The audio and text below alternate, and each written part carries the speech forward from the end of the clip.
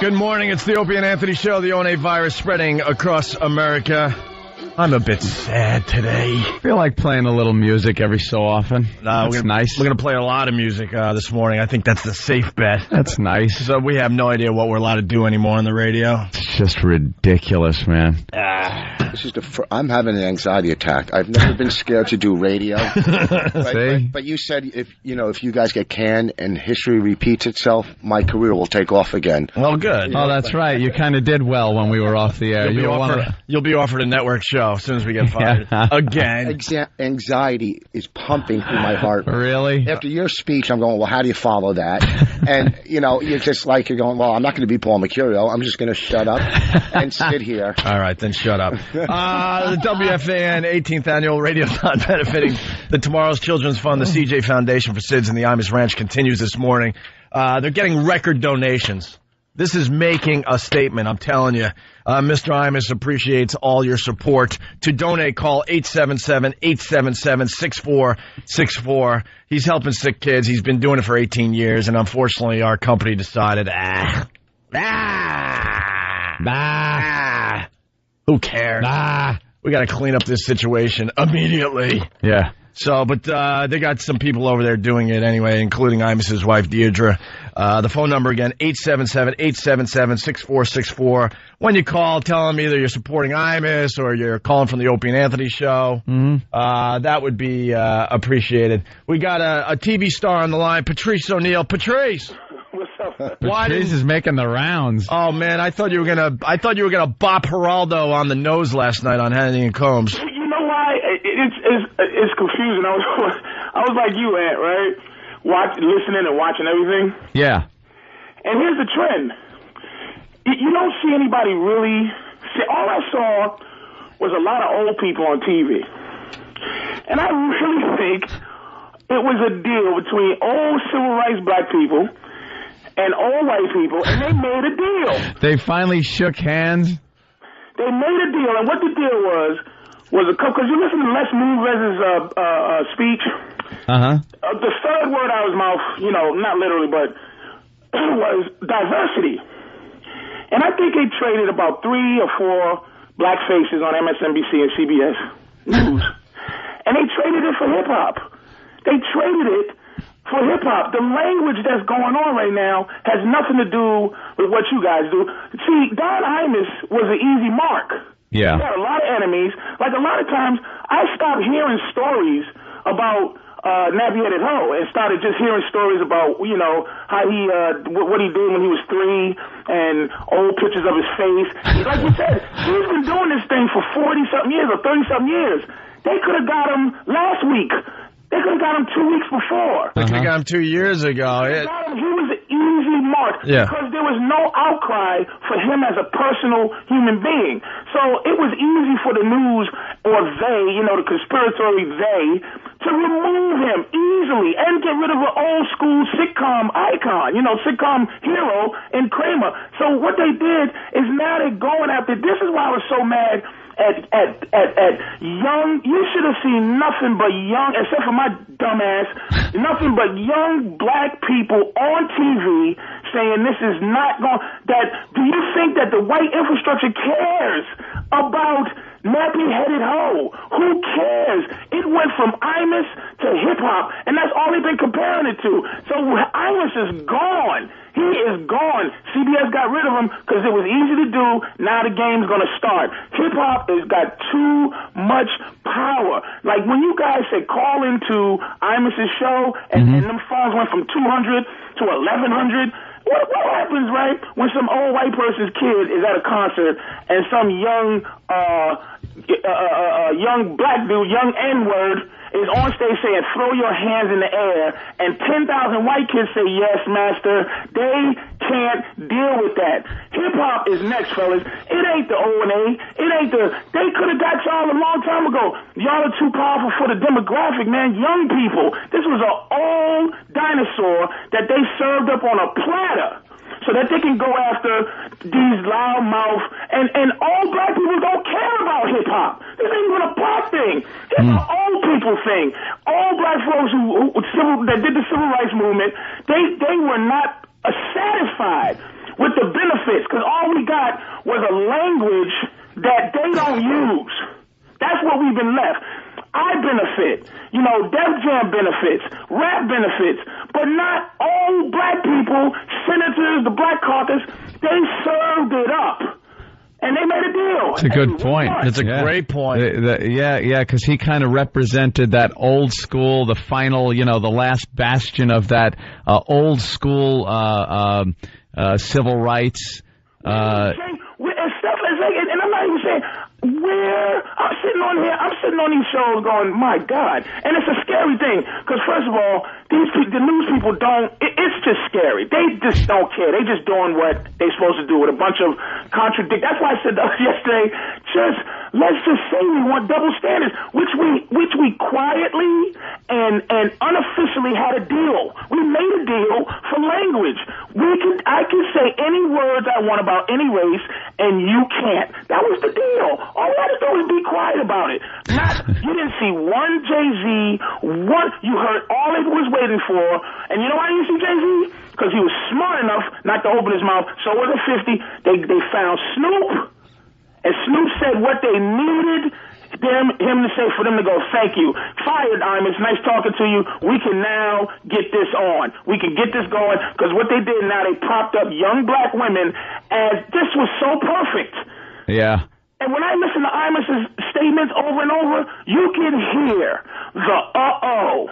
Yeah, absolutely. The uh-oh. Like, here it comes. You hear the uh-oh. He's been around long enough to know. He knew very early on. He saw the media frenzy revving up, and he knew it was over. They propped up an image of hip-hop as the victim. What amazes me, Patrice, early on, Ant and I were screaming and yelling, going, this is not a black versus white thing. Black people have got to wake up. They propped up the image of why they hate hip-hop. Young, black, non-street women were propped up as the moniker for this game. Imus couldn't have been more dumb to say that about these girls. And like you said, as we're making jokes and stuff, when they said, oh, good, this is it. Whenever they made the deal, could have been 5 years ago and nobody was dumb enough to do it yet. And when he said nappy-headed hoe about these young, these lesbians. Imus did these girls a favor, by the way. I know this is going to be an outrageous statement, but they lost the championship, and they would have went away, and not one of us would have been able to name one player on that team. Could you recognize one woman on the Tennessee team? Now they're being paraded out on Oprah yesterday afternoon. They met with Imus last night, but they decided that they're going to have an official statement sometime today. They're milking it just like anyone else, and they're becoming media darlings and stars themselves, and they wouldn't have if Imus didn't said what he said. Opie, I'm so mad because I do jokes about everybody and everything. Yeah. And I hate women's sports. It stinks, it's boring, and no one cares about it. That's how I know this is some kind of weird game somebody playing, because no one cares about those girls on any other level. So, oh my God, we hurt them. I know that they're not hurt, because I know black people deal with stuff all day long that has to do with nasty words. We love each other using nasty words. Yeah. Yeah, I've seen you guys down at the comedy club just ripping each other. Where the hell is young black people, man? Yeah. Well, people that this matters to. Don't matter to these old fogey marching people who don't feel satisfied until they got a couple of dumb choices on MSNBC. A couple of, this is Leroy Johnson reporting from MSNBC. Who cares? Well, Jesse Jackson apparently, because he said all day, all night, all white, and he wanted that changed. And what did Les Moonves say? Diversity. Yep. Blackface is about to be on. We traded a couple of news jobs. Who is the Black Caucus to hip-hop? They do nothing. And here's what's going to happen. This is the last conspiracy theory. When the hammer hits on hip-hop, right, they're going to look for all the leaders that's been leading this charge against Imus to lead the charge to help save hip-hop when the hammer comes down. To save hip-hop? When you guys start going, man, I was listening to WWNIG last night, and, Johnny X said we should hang. You know, it's like now every white radio guy, every white broadcaster is going to go, what about hip-hop? The next move is hip-hop, dude, and it's going to be through the CBS's and the MS, whoever owns these big corporations who own black imagery, and the game is on. Yeah, absolutely. And we were yelling and screaming early on. Wake up. This is not a black versus white thing. Patrice has been very insightful when it comes to these things. But you still should have bopped Geraldo on the nose last night. Well, that's what. Here's what I figured out. How I was paraded around like George Jefferson. This is why they like me. Yeah. George Jefferson. To come back. I was taking a funny angle. I was trying to be funny. I was trying to be funny even when stuff like this is going on. You're a comic. Of course you were. Now, I started saying, now, if I had said what I really want to say funny was like, listen, you guys are just trying to recreate Bill O'Reilly. You know, Sean Hannity really is funny because he really tried to bait Geraldo into like that wonderful ratings thing that him and O'Reilly did where they could just yell at each other. Yeah. Geraldo was just tired, old tired Puerto Rican who he was tired. He's like, I can't do this but more than once, Sean. Come on. So what I'm watching him, every time I'm trying to make a point about what is going down, that's when it starts kind of getting weird. Now, Sean is too smooth to say that that's the game, but that's the game. Is to say, oh, you're making too much. Let me tell you what John Gibson said to me on the radio yesterday. Yeah, I said something about this, and I said, look, man, this is because John Gibson really likes hip hop. He really does. So he's like. He's an old white man that was never allowed to be as cool as he wanted to be. Hip-hop is cool to a lot of white people. They want to enjoy the whole culture, and they're not able to. That's the rule. That's the double standard that everybody's upset about. And I was talking about it, and at some point, John Gibson goes, very clever. Like it's a Batman episode. Very clever. Very clever. And he didn't mean it condescending. He meant it, Touche, Mr. O'Neill. Yeah. But what art form does it stop at, you know? Yeah. Does it stop at artists? You know, you can't understand. It's scary times for everybody. There's no defining. It was bad enough trying to define what the hell the FCC meant. Yeah. Now there's people's personal feelings being hurt, and we got to try to define what hurts people and what group is being severely injured and scarred for life because of words. You know, speaking of words, yesterday I went to lunch and my girlfriend sees this baby, right? And she goes to the parents, "Oh, what a cute baby." And I actually grabbed her and said, you better not say that anymore because that implies that there are ugly babies out there. Yeah. And I'm not even kidding. I'm like, that's where it's going. Because to say what a cute baby means that you're acknowledging that there actually could be an ugly baby out there. Infant Americans, Opie. They don't like being called babies anymore. People laugh, but, you know, that's where it's going. Maybe that's an exaggeration, but, you know, somewhere in between is where it's going to end up settling. This is why Patrice is so brilliant. Bonnie said this. Wait, hold on, Patrice. But this is why he's so... Patrice gets white people mad, and there isn't a black comic that can get white people mad, and Patrice is so good and so funny that he gets everybody, you know what I mean? And he makes them think, and they get mad. Just like that lady, well, I'm taking away my money for the homeless shelter. Oh, really? That's a good solution, because you did some jokes, right? It's just a liberal hypocrites. Dude, let me tell you something, man. Holy crap. Let me tell you something. Yikes, Rich. Well, no. Just hang in there. Just fire out a one-liner here and there. And we'll promote your gig. You're funny on the stage. These are...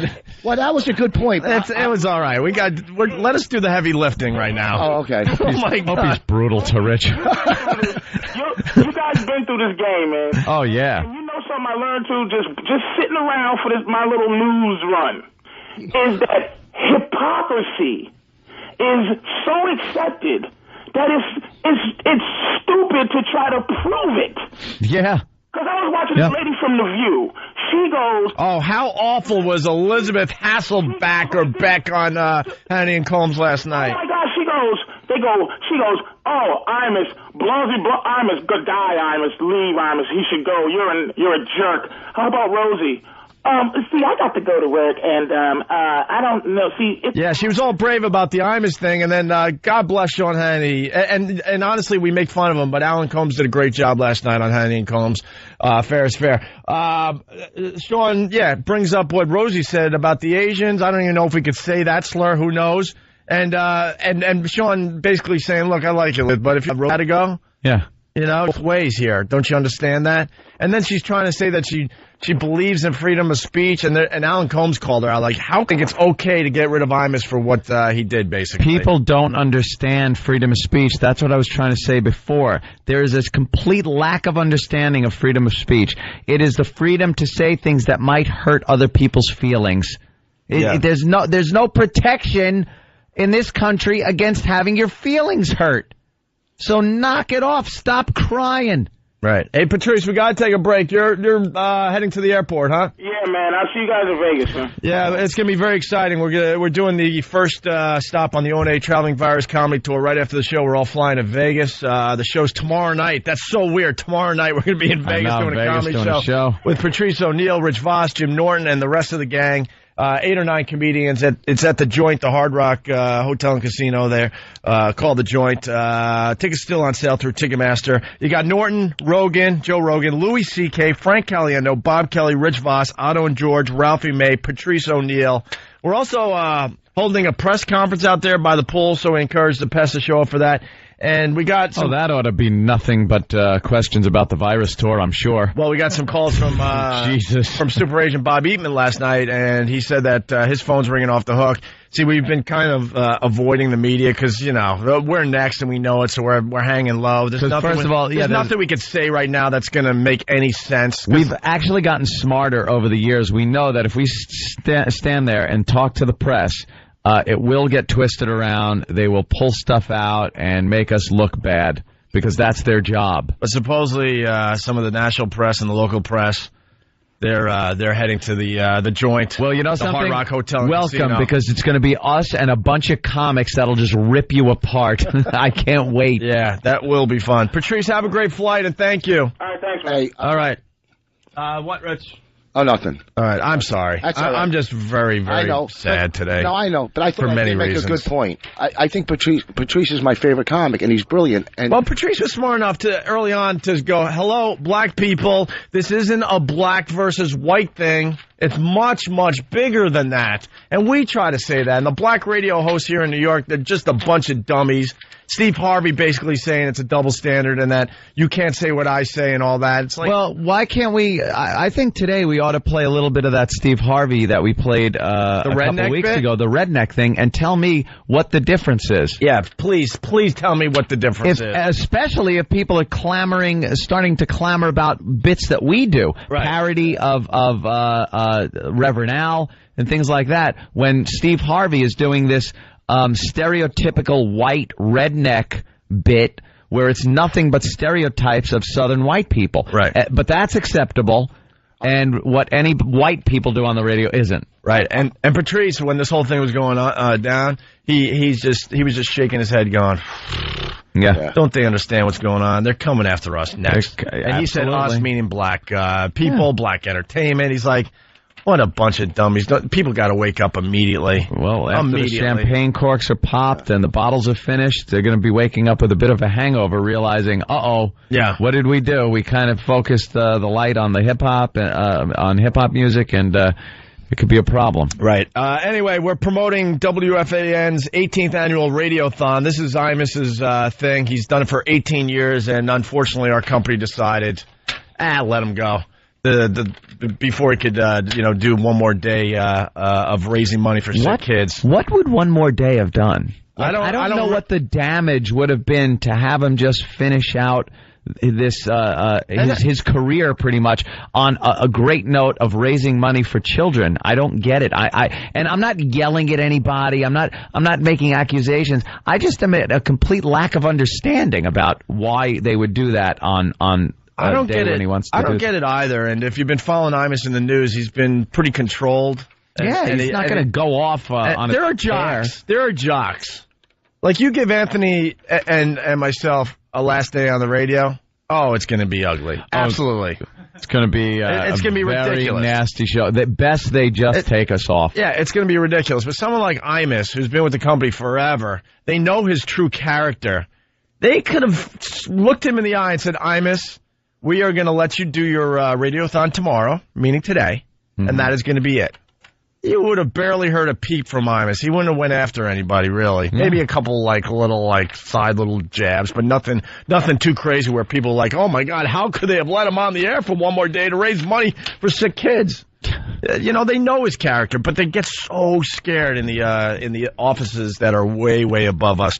We're trying to get Imus's wife on the show today because we really want to do something good with what I'm calling a complete tragedy. We're trying to raise as much money as possible for Imus's Ranch, Tomorrow's Children's Fund, the CJ Foundation for SIDS, and the phone number is 877-877-6464. That's 877-877-6464. Make a donation if it's only a couple bucks. That's cool, and just tell them you support Imus, you support it's coming from the Opie and Anthony show, whatever you want to do. But make your voice heard today. I guess donations are way up. They're crediting us, and they're also crediting, of course, that there's just a lot of outrage with Imus's fans as well. The phone number, 877-877-6464. I apologize again, Rich. All right. Yeah, I'm just in a lousy mood, and I got no voice. It's Opie and Anthony. It's the Opie and Anthony Show. You're checking out the Opie and Anthony Show. The O&A virus spreading across America. I'm sad. I know. It's a tragedy. I got that feeling that I've gotten so many times before when we've been on the firing line. Yeah. Like all last night, I had that weird, depressed kind of internal feeling that you get when you're in big trouble. And it's odd because it wasn't us, but I still wound up getting that feeling. Hey, we got a couple things really fast. This show's moving really fast today. This piece was just on the news. Rockefeller Center, we're live over that right now. Protesters are starting to gather. Now, these are people in support of Don Imus, who, like you said, was recently fired from his radio show by CBS for the comments he made about the Rutgers women's basketball team. This is a story we've been telling you about all morning long. Now, these are marching in support of free speech from 50th and all the way to 52nd and 6th. This is right near the CBS corporate headquarters. Of course, we'll stay here and keep you posted as more details do come in. Some people are gathering. Yeah. E-Rock, where was that? Where are they gathering? They're in front of the Today Show at 30 Rock. Okay. All right. And now we go to the phone. Hello. Stand by, man. You ready to talk to Chuck and Deirdre? Absolutely. Yeah, we're going to talk to Mr. Imus's wife. They're doing the radiothon. Girls. Hate mail. If you got hate mail, send it to my husband. That's 14 and a half minutes after the hour. What? John, we are... Can you imagine? Opie and Anthony. Hey, listen, I got to tell you guys, I'm really sad today, and I really think it's a tragedy. But I got to tell you, we plunk you down, and all I hear is Mr. Imus's wife there go, if you have hate mail, send it to my husband. So yeah. I was just like, wow. Deirdre's a trooper. Well, I mean, this is, some knucklehead sending these kids on this basketball team hate mail is just absolutely repulsive and repugnant, and that's got to stop. How are you guys? Yeah, we're doing good. I want to know how Imus is doing. Deidre, how's Imus holding up? He's all right. This isn't about him. I mean, again, we want to focus on healing these young girls and all women and anyone that has suffered from hearing these remarks. And Opie and Anthony, I thank you for being so supportive and helping us raise this money, because even yesterday when you helped us, we were way ahead than any other year raising money for these three charities. It's a great cause. I mean, something Imus has championed for years, and I understand you guys want to focus on the team and making sure they don't get any of these letters and any animosity and the people taking things out on them. But the thing I just kind of want to know out of concern is Imus has been in this business for so many years, and to just have it yanked out from under him, I just want to know how he's doing as a human being, as a fellow radio guy that knows how awful it is to have your job taken away from you. Is he at least in good spirits? I understand he's remorseful, but how's he doing? He seems fine. Yeah. He feels awful. He feels, after meeting with these girls and getting that opportunity to talk with them and have them tell us how they feel. I mean, he asked them, I want to know the pain I caused, and I need to know how to fix this and change this. Yeah. And how did the meeting go last night? It was several hours, and it was one of the most amazing experiences I've ever had in my life. Yeah. And I think that we need more dialogue and more conversation in this, not just conversation, but doing, where we truly all understand each other. Hey guys, it's Joel, and I just spent some time with Don. He just wanted to thank you guys for everything you did yesterday in helping raise money. That's really what he wanted to do yesterday and today, and not have the spotlight be on this. And I got to tell you, you really stepped up, and I appreciate it very much. You guys have been there, and you don't want to know what it means to the families, to the charity. To raise an extra $300,000, $400,000, $500,000, $600,000, and nobody asked you to do it, is really very special. And Don really thanks you guys a lot. Well, there's absolutely no other thing we could do with all this going on. Especially now, I know we can talk about certain things that I know are a little sensitive on your guys' side. I just saw this as MSNBC. And now CBS kind of yanking the rug out from under Imus when he was on his last day of doing something really great. If he had to go out on this note, I think it would have been a lot better to have him serve out his last day raising money for sick kids. I'll never understand that, why he was pulled. Monday, it's the station's prerogative, the company's prerogative to fire him if that's what they want to do. But to take the last day of such an important thing and something he felt so strongly about and can him before that is just I can't understand it. Well, you guys, I agree. It did seem certainly a little precipitous, to put it at best. But I tell you, we all can't thank you enough, Opie and Anthony, for stepping up, and you guys, who knows, you may have put us this far ahead, but we are well ahead of where we were last year. Well, I hope so. So thank you so much. Well, give the big plug for the Radiothon, because you got a lot of people listening right now. This is O&A joining us by simulcast. They're a 92.3 Free FM here. For now. Also all around the country. What's the smugline, guys? The virus is spreading? That's what they say. It's barely spreading. And so you can call and help us out right now with our 18th annual Radiothon at 1-877-877-6464 or online by clicking the WFAN Radiothon banner at WFAN.com and simply have your credit card ready. And guys, thank you again so much. That's great. Charles, Deidre, Joel. Guys, I appreciate it. It's 19 minutes now after the hour. Thanks. CRA worked with my creditors and cut my debt in half. Our credit card bills. We're going to listen to their show too, Hope. Huh? Maybe if we air a little of them, we can do less. Yeah, why not? We're just trying to get through less work. I understand the position the Imuses are in, but they're in a very odd position. We are concerned for Imus as a human being. We are concerned that the media has barely touched on the fact that he's done some amazing things with his radio career, including this radiothon he does every year for the last 18 years. And we understand he's been a crotchety old bastard to some people. Sure. We're not disillusioned here. Sure. But we've all taken our pot shots at each other in good fun. And as a fellow radio personality, that's why I'm concerned about how he's doing, because me and Opie are so effing familiar with this situation, the way it played out. Me and Oprah are talking on the phone constantly during this, just going, oh, my God, did you see this? Did you see this one? Did you see move 23B that we, it was just like these things that were happening that were so familiar to us that the reason I want to know how Imus was doing is I know how this feels.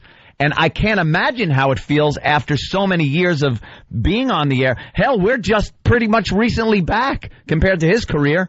from our, debacle that we had when we got thrown off the air. And to feel that way is not fun, regardless of the circumstance, regardless of how you feel about him being responsible for this and the awful things he said, or if it's freedom of speech, regardless of any of that. It's a guy that we relate to as a radio personality that is going through something we went through twice and know how bad that feels. Yeah. So I'm just wondering how he was doing, that's all. And the bond started between us and Imus when we first came to New York. We took on everybody. Howard, the mayor, Imus, other radio shows that have come and gone.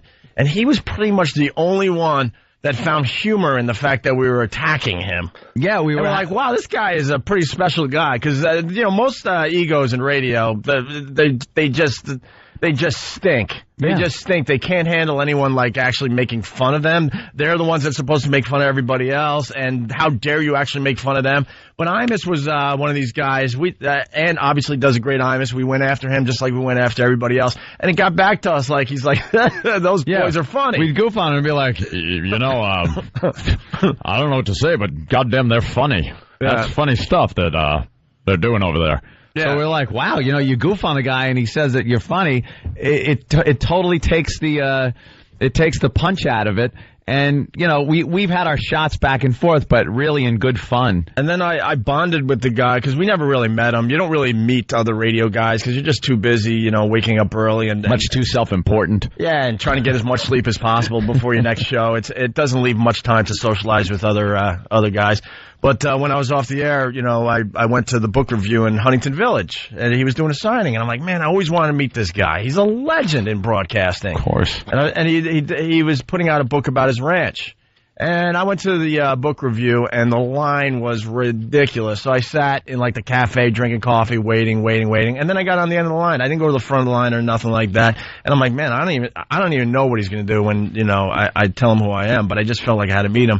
And I get up there and I give him my book, and I'm the last person. He's like, oh, what's your name? He was exhausted. And I told him, hey, it's Opie from the Opie and Anthony Show. His eyes lit up. He looks at me. He's like, sit down.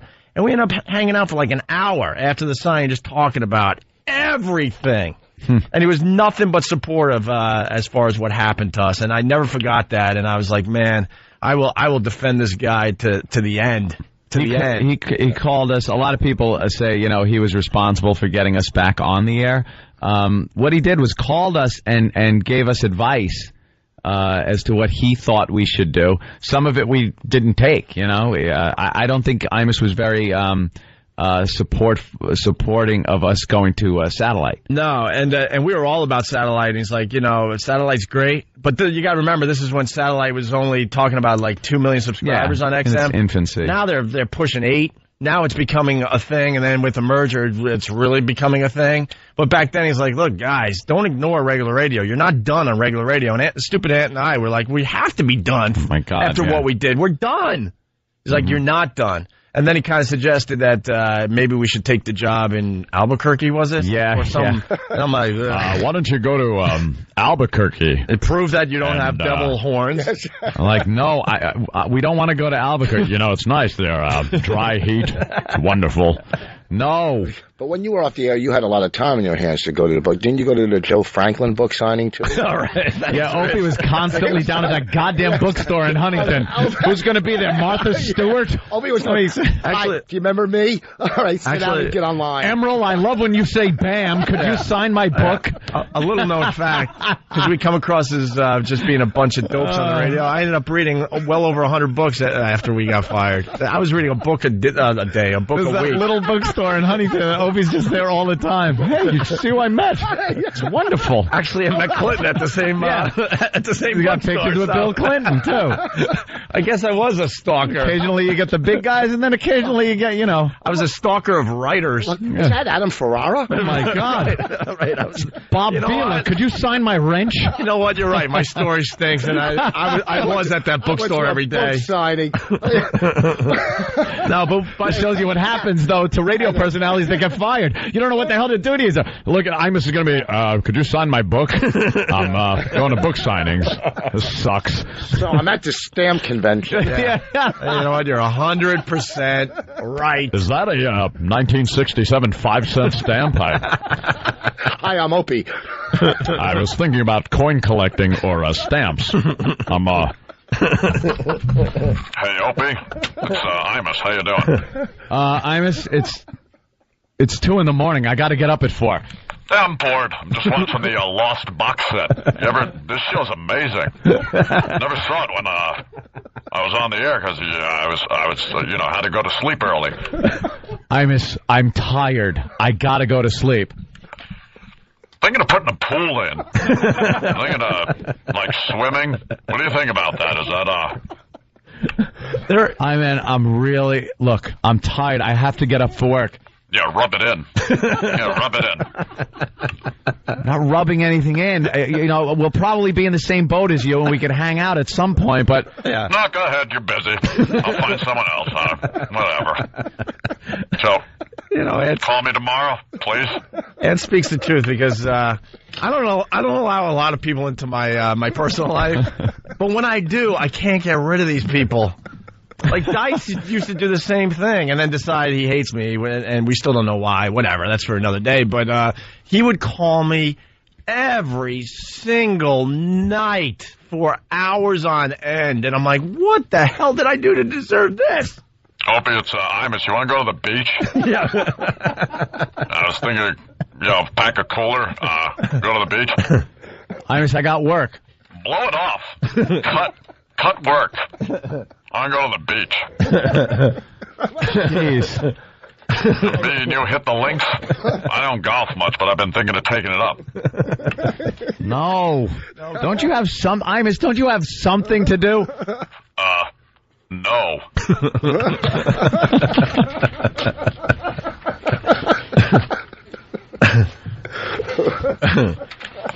Hope you want to wear my hat?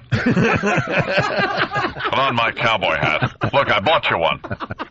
I bought you one just like Iman's. Me and you could hang out. We'll look like father and son. Opie, you wake up. Sorry, Imus. It's 2:30 in the morning. I was sleeping. Yeah. Man. Hey, what's with all these reality shows? You see Sanjaya still on? You believe it? Can't believe that. Imus, please. I gotta sleep. I'm tired. Oh, God, I'm tired. E-Rock is writing a line for you that is pretty funny. I just got Pal Talk line. Yeah, hey, you guys check out this Pal Talk thing? I'm talking with a happy typing girl. It's great. Look at, oh my God. There's this other chick showing her cans. Oh, but you just coming. Hold on. I gotta shut it off. E-Rock suggested that Imus's name would be Happy Typing Imus.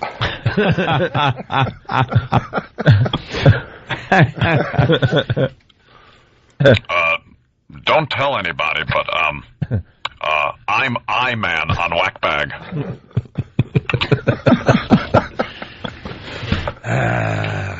Hey, Opie, how do I sound?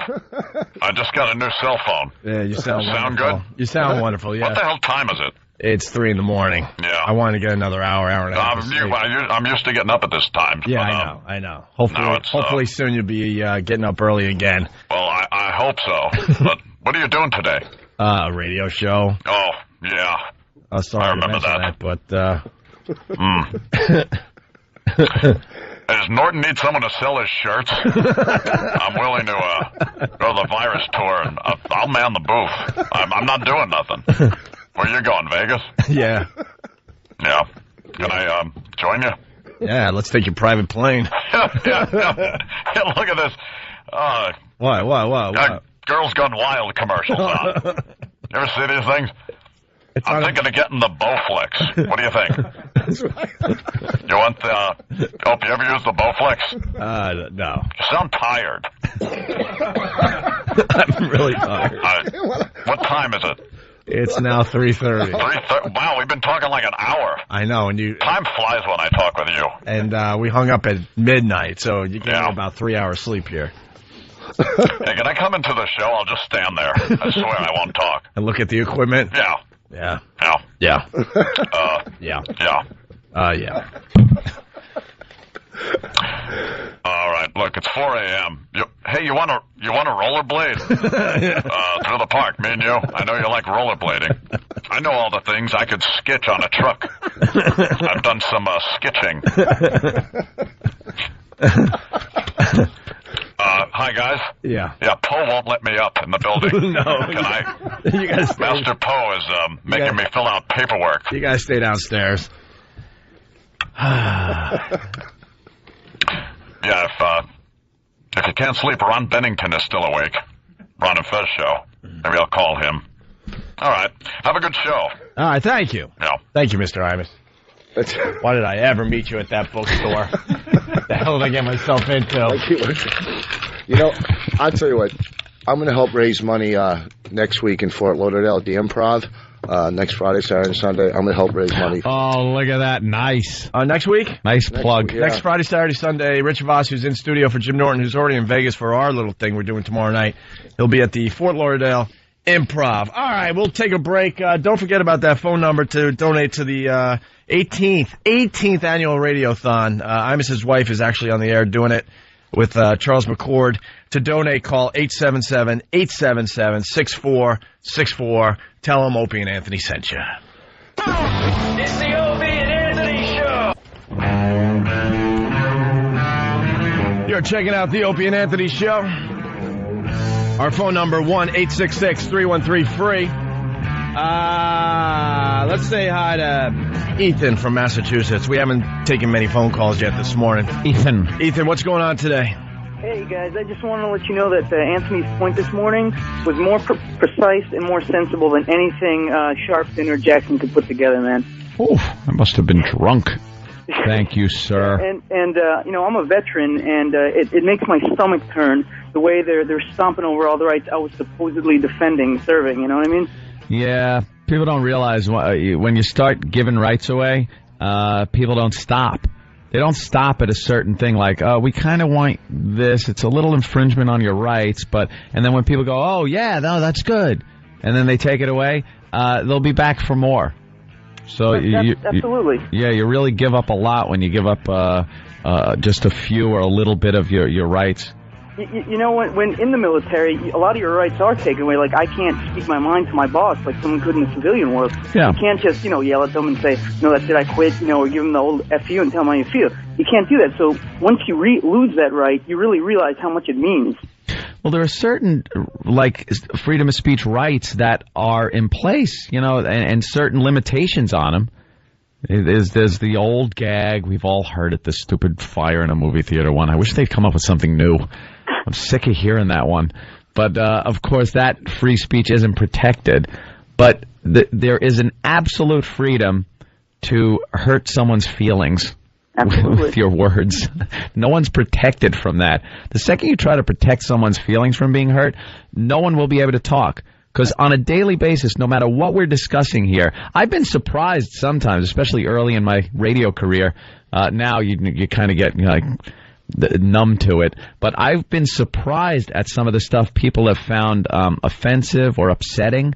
You're just talking, and all of a sudden someone will call up, and you go, wait, you got upset at that? I know, right? It's like everything. So the second you try to not upset people, you're pretty much gagging yourself. Right. I actually had a supervisor in the military, a sergeant, that would call us POSs and, the woman P word every single day on a daily basis. Yeah. And you just, and what we did to get back at him is when he'd have a party or something, we wouldn't show up because we didn't like the guy. We're building a country of faggots. It really is just a country of weak, kind of wishy-washy, don't hurt my feelings, I'll try not to hurt yours. And it's just, we're going to turn into this weak country. People see this as being something that strengthens a country. No. I don't think so. I think it divides the country more than it brings it together. The division, when things like this come up, and people talk about diversity and open discussions on these subjects, it's a very limited amount of people that sit there and actually have these conversations and open discussions on it. But the majority of the people on both sides of any issue are just hating each other for it. It separates, it divides, and it doesn't work like people think it does. And it's building a wimpy country that isn't going to be able to take criticism. You have to be allowed to let other people hurt your feelings and say things that you're not going to agree with, and let them do it. You have the right to rebut, but you don't have the right to hang threats over people's heads because they're saying something like what you don't like. Well, right. People throw out the racist word too easy nowadays. Like, I'm on stage the other night, and someone, you're a racist. Oh, really, man? I grew up in an all-black neighborhood my whole life, friends, but that's the one person that has maybe one African-American friend or worked with one, but they're so quick at calling you a racist, or I had a lady call me anti-Semitic. Oh, really? I'm a Jew. You're Jewish. I'm a Jew. You are a tattooed but Jew. You're anti-Sem. You are, though. You got the tattoo. You are a little self-hating there, Rich. You don't really live the lifestyle, Rich. I got tattoos. I can't get buried in a Jewish cemetery, and I got a Jewish star, so I can't be buried in a Catholic cemetery. Yeah, that is the most ironic thing. It's you have a tattoo, which is against the Jewish religion, of the Star of David. You're going to be buried in someone's backyard. With any luck. Right. All right. In a 55-gallon drum on the side of the parkway. Ethan, thanks for the phone call. Let's go to Charles in Jersey. Charles, what's up?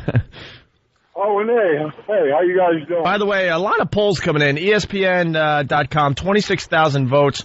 74% of the people do not agree with Imus's firing, but they're telling you on the news that, Oh, there was massive public outrage. There wasn't public outrage. I passed by CBS yesterday. I'm here in this city, in New York City. We broadcast a mere blocks away from where Sharpton had that, quote, rally. A big rally, big demonstration. It was the big threat that this was going to continue happening. I passed by it. There were more news trucks and people from the media than there were people marching. Reverend Al was there. It wasn't a big turnout. Believe me, and for anyone to say different, that there was this huge outcry, is not being honest. All right, let's say hi to Charles. Go ahead, Charles. Yeah, listen. If Imus had made that statement in character, would he have been fired for that as a character? Who knows? We don't know anymore. We used to know. I got to be honest, we used to know, but now we wake up having no idea what's safe anymore. Yeah, it's kind of new. We got to feel this whole thing out now and see what, when the FCC came up with the new rules and new fines for sexual content and obscenity and indecency and all that, that we had to figure that out. And we worked it out. We worked it out. Now we're in this whole new area where hurting people's feelings can get you thrown off the air. So we're at a loss at this point. We're at a loss until we figure it out. Either we'll figure it out and be okay, or we won't and we'll get fired. There you go. Let's say hi to Ray Ray. I just want to get through these calls fast. If you got a point, Ray. Let's get right to it so we get a lot of voices heard today. Ray Ray, what's up? Hey, how you doing? First of all, I just want to say that the reason that Al Sharpton's out there by himself, because they ain't going to show up to 11. The other people he's waiting for, they ain't going to show up to 11. But I'm calling because I hit you about a month ago when you was messing with that boy named Steve Harvey and Shirley. Uh-huh.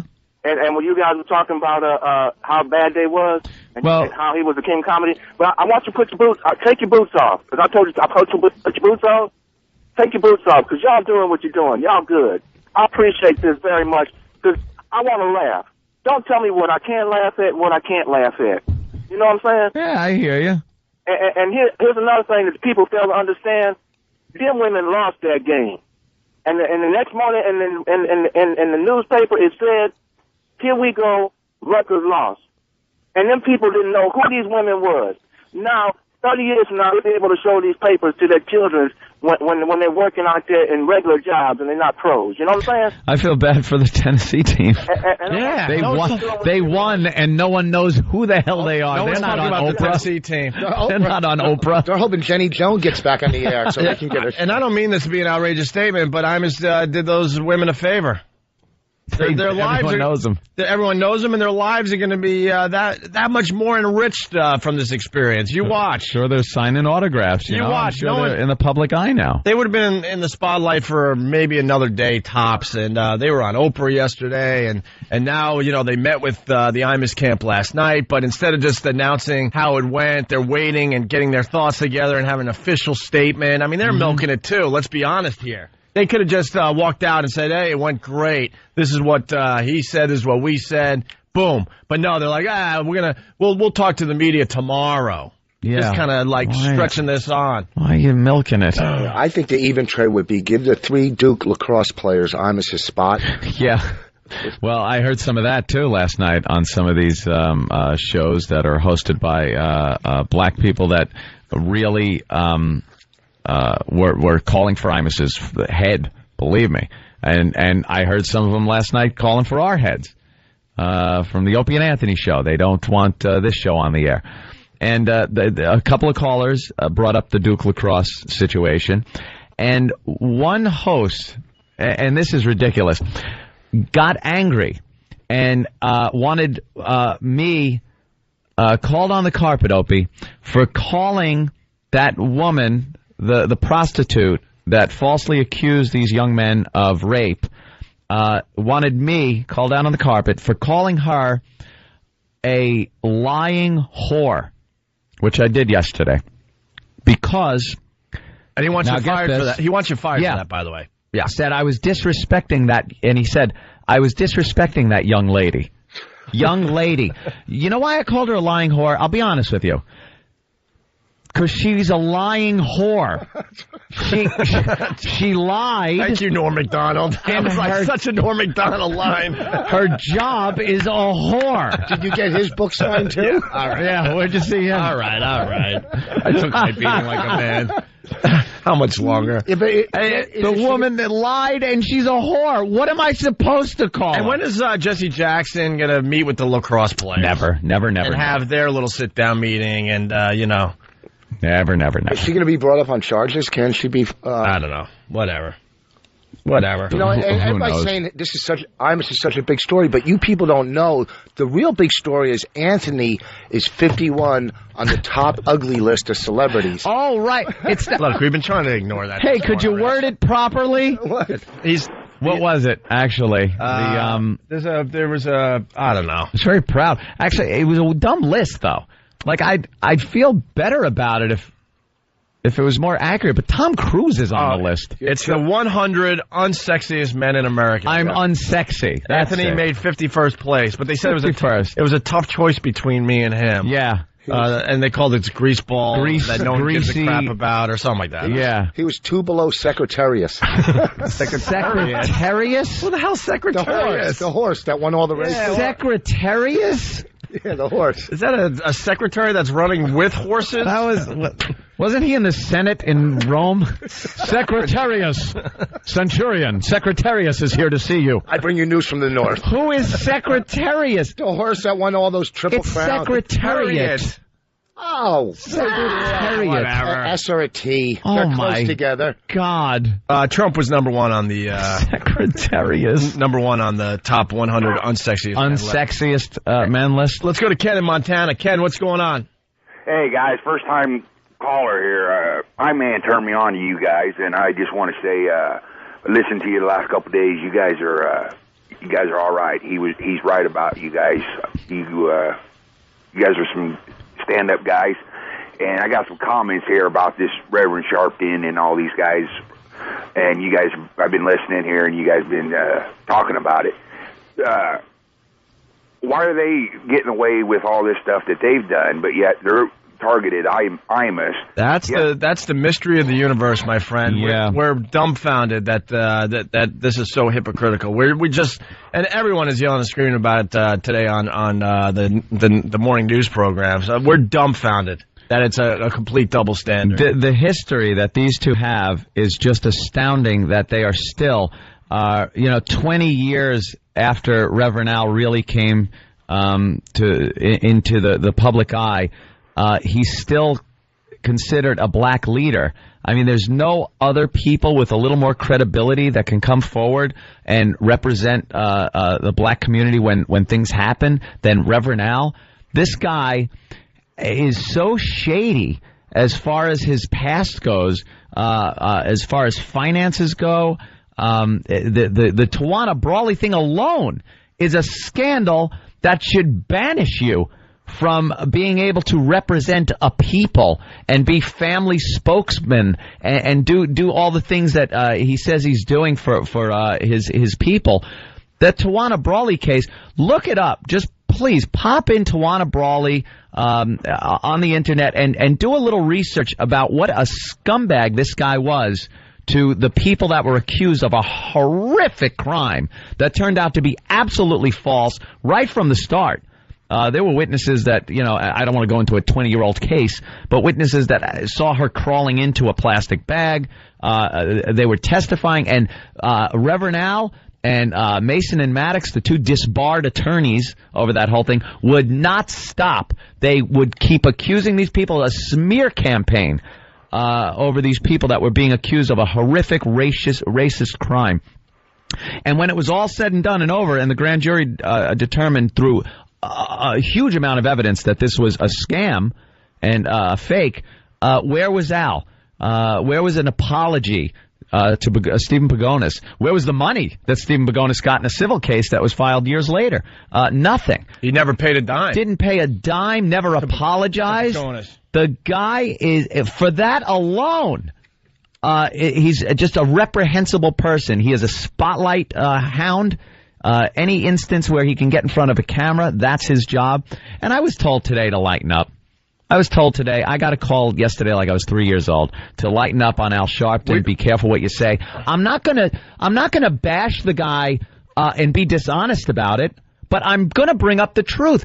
If this guy is gonna come after our show and other shows and hunt down shows, which he has pretty much vowed to do. He said it's not gonna stop with Imus. I'm not going out. Clean up the airways. We gave this guy so much credibility, which just beyond amazes me. I'm not going out with an apology tour. I'll tell you that much. I'm going out with on-the-record history of whoever the hell wants to come and get me. If it's Reverend Al, you're going to hear a lot of stuff about the Brawley case, about grainy black and white surveillance tapes inside of hotel rooms, Crown Heights. There's plenty of instances where Reverend Al has done nothing but incite hate through race. And that's what I'll bring up. I'm not going to sit there and wait to get fired while I'm apologizing. Yeah, and last night we got advice from a lot of people, and these days in our career we try to listen to advice a little better than we used to. A couple hours into the first show after the advice, it's over. Well, we did pretty good today. We did. And I was explaining my my whole case last night to someone. I'm like, Ann and I, when this whole thing went down, we're like, man, someone's got to lead the charge, and we'll lead the charge, and obviously everyone will follow us. They got to see it our way. The freedom of speech thing, it's not a black and white thing and all that. And we ran out that door with a charge and like, come on, let's go. Charge! And I told this person last night, and then a couple days go by, and we look behind us and we realize, oh, my God, we're the only ones. Hey, we're the only ones. No one's coming out of their bunkers with us. Oh, my God. No one's charging out of their foxhole. It's like you're in a foxhole, and you're like, ready, guys? We're going to take that hill. Charge! And you're running up, and then you'll kind of look behind just to see how it's going, and you realize, oh, my God, we're the only ones running up the hill. I know there's been others, but in general, that's what happened. We're like, wow, we really thought that people would jump aboard and go with this with us, and I guess they're just flat out too scared out there. But you know what? So be it, man. This is the right thing to do. You gotta have loyalty to the people around you, and you gotta. And fair is fair. You gotta speak your mind on this thing. And everybody is going to say something that offends or hurts another person's feelings. And after we're gone. There'll be someone else and people will keep getting fired, and eventually it'll come down to you, whoever the collective you radio people are, and that's when you'll be going, oh my God, wait a minute, I'm the one with the target. I mean, I felt the firm smack on my back last night when I heard that Don Imus was fired. I felt the smack of a target go wham right between my shoulder blades. We're beyond. We're beyond not safe. No, beyond. Believe me, I know it. And we understand what's going to happen to us. We know it's going to happen. We're just waiting for it to happen. Just waiting. And we'll ride it. And we're going to ride it hard. We're going to have a good time from this day on. Hell yeah. I'll tell you right now. And like I said, our ultimate goal is to make sure we don't screw up so bad that we don't completely ruin our radio careers. We do have the satellite thing still, so. But it's at a point now where we're in a really weird time and situation right now. And you know, companies just don't back their personalities in the end. No, they used to years ago when it was like mom and pop stations, things like that. When the companies first started out, they really backed their personalities. And it's just an observation. You know, times have changed. They would probably, plead their case why they can't anymore. But, there was a time where they would back their personalities, and that's obviously not happening as we move forward. I got a quick mention on GMA. Free speech issues abound in all of this, but a final quick question to you. Is Don Imus going to come back? Oh, he'll be back. Just as Anthony and Opie came back and Bob Grant, another shock talk, came back. He'll be back, but... I like the way he put that. Anthony and Opie. I don't mind. We could actually maybe just change the name if we get in trouble and no one will notice. Hey, I like that Anthony and Opie show. They're a lot better than that Opie and Anthony show. I like that too. Give them another shot. That would be hilarious. Let's give these guys a shot. You're listening not to Opie and Anthony, it's Anthony and Opie. Don't you worry. All right, it's Anthony and Opie, and we'll return. You're welcome. I was laughing. I got a sore throat. We got to fly today. I was going to say that you're listening to Bonnie and Clyde. I was going to go for a nice line, and I fumbled through it. We're going out in a blaze of glory. Our pictures up on the post office walls. Yeah, absolutely. By the way, if today's our last day, I have no idea. You never know these days. And I don't mean to be dramatic, but I really don't know when the last day will be. It could be today. It really can. Zero tolerance, blah, blah, blah. Yeah, when you get things like zero tolerance and then people dredging up bits from 6 years ago and playing them as if they were, played yesterday or made yesterday, you're in a weird world. Weird, dangerous little world we're in. All I was going to say is if this is our last day, we will continue on XM Satellite Radio. That's where you'll be able to find us. Yeah. I hate to do that to CBS, but, who knows? Not one person has called us and said, don't worry. Yeah, that's true. Or this is some of the things you should look out for. Nothing. Not one phone call of support. Well, I mean, Tom's been great. Yeah. Tom Chiusano's been great to us. John Manelli's been great to us. Yep. But they don't really matter in the end. They don't. And they know that. There's people way, way upstairs, many floors above us. Literally. That make some pretty intense decisions. And we haven't heard a peep from those guys. So I don't know. Although I did get a call from Doom and Gloom Bob. Oh, yeah. Anthony? Yeah, Bob. Oh, God. Did you hear? Be careful. Oh, God, be careful, please. Oh, God. Please be careful. I just decided to put an extension on my house. Be careful. I got kids that are going to go to college someday, and oh, God. Oh, guys, just watch what you say, please. Oh, God, please be careful. He knows. He knows. That's Laker. Yeah, Bob, I'll be careful. I got another call coming in. Hold on. Yeah. Hey, what's going on? It's Imus. I got nothing to do. Yeah, you want to hang out? It's crazy. They're going to dig up Lenny Bruce just to arrest him again. Yeah, probably. Crazy. Yeah, well, hey, we got this little clip from Dan Patrick's radio show.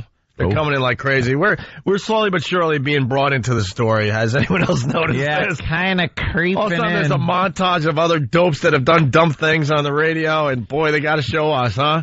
Newsday, we're on page 4 today. I don't know. Opie? Yeah. I'm online. I'm playing World of Warcraft. I don't like that game, Imus. You want to... Oh, I thought maybe you want to team up? Nah. I'm going on a raid. I'm a wizard. No. Yeah. Everyone knows I play Luminous 2. Wizard, baby. Luminous 2. Luminous 2. By the way, I'm up to 600,000. You suck horse, Opie. I just pwned that guy. Hey, yeah, we're more like Butch and Sundance. Yeah, we're more like Butch and Sundance. The Bonnie and Clyde, one of us has to be the chick. Ugh. Eesh. Yeah, no, it's Butch and Sundance. Butch and Sundance running out of that barn. Yeah, that's it. Yeah, I went to I'm going to go local. I went to a club back in the day in Buffalo, and they showed the last scene of Butch and Sundance and the what's the name of the movie? Butch Cassidy and the Sundance Kid. I'm losing my mind today. Yeah. And in this club, they showed the final scene, which takes 5 minutes maybe. Yeah. All night long in super slow motion. Oh wow! So it's like one frame at a time. And if you were on the right drugs, man, wow, what a trip that was! It's an interesting idea. But it was like super slow motion. You'd have a drink, go to the bar, and then when they finally went for it, that took forever. Forever. All right, so Dan Patrick has a radio show, and did they make it? Huh? In slow motion, did they make it? I had to go home. It was 4 o'clock, and they still didn't get shot. I wonder if it changes, right? That was the beauty of the whole thing. I don't think they ever got to the money shot. Snuck out, and the Mexicans couldn't hit them. No exaggeration. It was like, I think they advanced it a frame every minute or whatever. I don't know, 5 minutes. It was ridiculous how slow it was. Anyway, Keith Olbermann, who's the biggest douche out there. We could still say that, right? Biggest? He's up there. He's up there. As far as Whitey goes? Yeah. As far as Whitey goes, Whitey broadcasters, he's a douche. Whitey douche? He's a goody two-shoes. He had to brag on the air and then tell everyone after the fact that he ran to his boss and said that Imus needs to be fired. And he does a TV show every night on MSNBC. He could have spoke, he could have spoke his mind, but he chose not to because they told him not to. He's one of those people that's were the internal people at NBC, which is one of the reasons I have no respect for anyone that all of a sudden speaks their mind after they feel it's safe. Mm-hmm. It's safe and it's okay now to do it. Yeah, you're just a wimp. That's what he did. The Imus situation do for talk and sports radio what Janet Jackson did for TV? Very much. I think very much so. I think it makes people aware that, and I'm not sure that some of the leading malefactors in this area understand that they are going to be under a microscope now. But, from Opie and Anthony to Rush Limbaugh, you're just not going to be able to do these things anymore. Why? And if you do, there is now an effective means of protest and if you will, an emboldened or encouraged, depending on your point of view, protest group ready to strike. And I don't know that that's a bad thing. I mean, I just, you can, I think my career would be testimony to the fact that you can make fun of people without resorting to racial slurs and sexual slurs. Don't you and the rest understand? of you can make fun of people. If you want to bust somebody's chops, there are lots of ways to do it that can be mean and edgy and still funny, and yet stay within a certain boundary. And I think this is finally we've all been lax about this. Oh, great, that's your definition. Don't of you comedy. understand that boundary is moving as we speak, you idiot? Doesn't he understand that? And doesn't he understand the person that asked that question with the Janet Jackson incident? That's Dan Patrick. He's better doing sports scores. What does he know? The Janet Jackson incident, what it did for television, he's saying this will do for radio. The Janet Jackson incident was considered an FCC violation. Let's keep that in perspective. These guys don't even know the basic facts of this stuff. Nudity on television, a bare breast, albeit she had something there, but it was considered a bare breast on television during a time where you're not supposed to show bare breasts on television. FCC violation. Regardless of if you agree with it or not, the FCC stepped in. That was the problem with that. This is not an FCC issue. This is hurting people's feelings issue. Bad? Maybe. People don't like it. Yeah. Offensive? Certainly. But well within your rights. And this effective means, he's saying, of quashing this by protesting is mob tactics. It's threats that are meant to keep you from exercising your right to free speech. And with that, we got Sean Hannity on the line. Sean. Hey, good morning, guys. How are you? Welcome to the Opie and Anthony Show. I want to start by saying you and Alan Combs, we make fun of Alan a little bit here on our show, but you guys did a great job last night. Bravo. I was flipping around the channels, and I'm like, will someone speak up and at least bring the freedom of speech thing into this thing? Let me tell you, these are dangerous times. Yep. For every single solitary person that gets in front of a radio microphone on a daily basis. Regardless of their stance politically, racially. It means nothing. Right. Absolutely. Listen, if they can get Imus, and I don't even like. I know you guys are friends with him. I don't particularly like the guy. Okay. All right. That has nothing to do with it. You know, Sean, he's not a very likable guy to a lot of people. He really is. That's why I think we got along so well. Yeah, exactly. Sean, we're not very likable to a lot of people, so... you know what? I don't really find that true, because I've met you guys. Hey, we've been trying to get you on TV all week. I don't know. Yeah, no crap. Our agent's been calling us. We've been hiding under the bed, Sean. Instead of us, you had to have Elizabeth Hasselback and Geraldo. Woo! Well, we also had our buddy Patrice. Yeah, Patrice. Patrice did a very, very good job. I thought he was outstanding. Yeah. And I think, look, I tell you, these are going to be chilling times. I mean, when you add to this, for example, the fairness doctrine that's being debated in Congress, and everything else is associated here. But I'm going to tell you what, on so many different levels, this is insanity. The fact that the two people that have led this charge have the histories that they have. Oh, absolutely. And the incendiary things that they have said on a regular basis. I don't need to repeat it. I'm sure you guys have gone through it. Diamond merchants. Ad nauseum, yeah.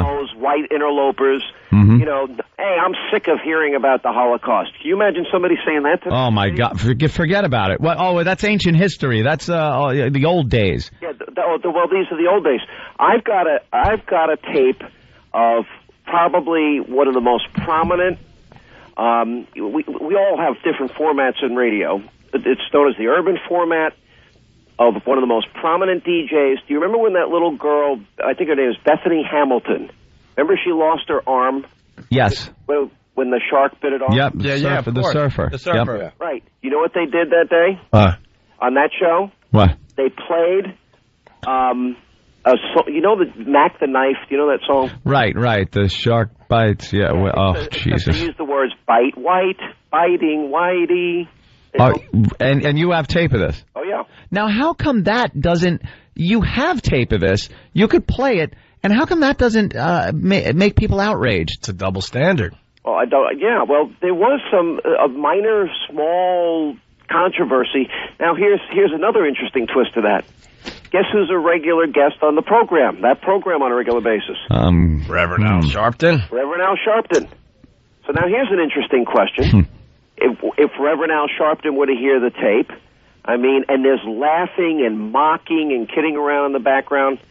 Now, I want to also say, I don't want that host fired. I don't want his advertisers taken away. Yep. I don't want him taken off the air. Maybe he could apologize. That would be a nice thing. Yeah. And after that, I think, we should be, generally speaking, sensitive to people's feelings, especially the innocent. Those Rutgers basketball players, they're not in the public eye. They're good kids. They have achieved so much in their life. They don't deserve to be attacked. This young girl that lost her arm, she's not in the public eye. She doesn't deserve to be attacked. Now, you and I, we all deserve to get the living daylights beaten out of us. Right. Yeah. We're out there giving opinions every day. As does Reverend Al and Jesse Jackson. Absolutely. And I was listening to a program last night where a gentleman was calling for me and Opie to be removed from the air. He played a clip of a parody that we had done years ago about Reverend Al when Reverend Al went to Africa to purchase slaves and free them. So we did kind of a bit on the fact of how ironic it is that Reverend Al, for a short time between the purchase and freeing, would be a slave owner. And parodied that situation. It was taken during his playing of the clip completely out of context. And if you can't parody a public figure like Reverend Al in that way, we're doomed. Listen, I've listened to your show a lot over the years. I often hear your repeat on satellite. And you know what? You guys go right up to that line and right over it all the time. Honestly. Yeah, we know that. Yeah. But I'm going to tell you something. It's going to be a sad day for radio if they can take you guys off the air. Yeah. It's going to be a sad day if they try and get Stern off the air. It's going to be a sad day if liberals in Congress use the fairness doctrine and they go after Rush Limbaugh, Sean Hannity, the great one, Mark Levin. Well, by the way, I didn't hear our name as much last night and the last few days, but I heard all the political talk show hosts. They went Neil Bort, Sean Hannity, Rush Limbaugh. They went right down the line there. Yeah, because, listen, I know at the highest levels of the Democratic Party that they are seriously, talking about bringing back the fairness doctrine, which would mandate that if we give out an opinion, then we have to give equal time. Equal time, yeah. Yuck. That disagrees with us. You know, one of the great hypocrisy here, this really drives me nuts. First of all, it drives me nuts, who all of a sudden died and named Reverend Sharpton and Reverend Jackson the speech police in the country. Yeah. That drives me nuts.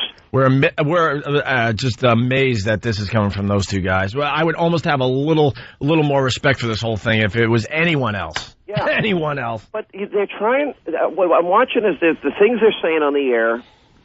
First of all, they seem to be saying, well, this is an agenda about cleaning up the airwaves and cleaning up our culture. Mm-hmm.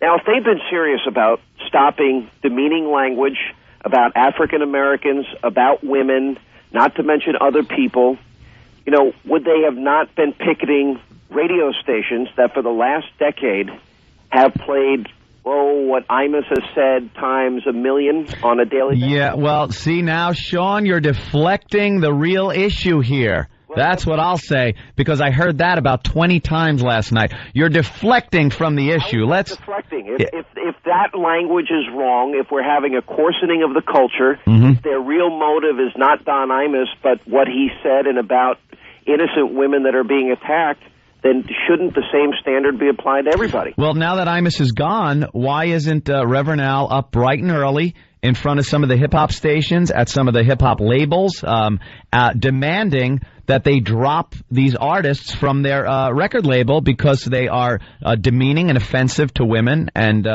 to their culture? Where is he? It's a great point here because, where does Sharpton, in this particular case, where does he think some of these songs are being played? They're being played on the radio. Yeah. They're being played on the public airwaves. I don't think that there's ever been an example where he's tried to go after specific hosts or corporations that are making money. Listen, I know you guys aren't political, but I can even take it into the political arena for a second. Mm-hmm. Just 2 weeks ago, remember the big announcement that Hillary had raised $26 million in the first quarter for her presidential campaign? The last campaign stop that she made was at the Miami home of a rap record producer and singer Timbaland. I don't even know the guy. Do you know? Yeah, he's a big-time hip-hop producer. Okay, well, I think it was his latest album. I don't remember the name of the song. I have it written down somewhere. Guess how many times they use the N-word in one song? Really? I'll go with 25. 24, very good. Wow. Thank you, Sean. I actually 24 times, and that record executive raised $800,000 for Hillary Clinton. Jeez. Will Hillary give the money back? Yeah. If she's so upset about the coarsening of the culture, is she going to condemn these guys? The hypocrisy is so rampant, it's almost hard to point out because it's so huge, you can't really get a beat on it and point it out to somebody because it's just running rampant. Now, Sean, you think the media in general is going to now try to push back a little bit? I mean, Reverend Al had the spotlight all this week, but are we going to start pushing back? Has a victory. He's smelling blood in the water. Now what? Are people going to start coming out of the woodwork to defend some of this stuff, or are we going to just run away and then be cowards? I think it's the latter. I think because what'll happen is it'll be one radio show, one radio host at a time, and then ultimately, everybody else on the air is going to say, "Oh, all right, well, at least it's not me. Mm-hmm. I'm not under fire." But yeah, we do know how self-centered we all are in radio. That's true, isn't it? Here's Sharpton's quote: "It's our feeling that this is only the beginning. Mm-hmm. We must have a broad discussion on what is permitted and not permitted in terms of the airwaves." Now, Sean, we in radio really understand, and a lot of people are surprised by this, FCC rules. Mm-hmm. We're schooled on it by our lawyers constantly. We're getting memos and all kinds of things keeping us up to date. We're probably the most well-versed in the country. Yeah, we really, because they make sure of it here at CBS now that they've sat us down in front of a lot of paperwork. We have to take tests on the internet. Tests like once every 3 months. It's amazing. It's a multiple choice quiz. Yeah. The funny thing is,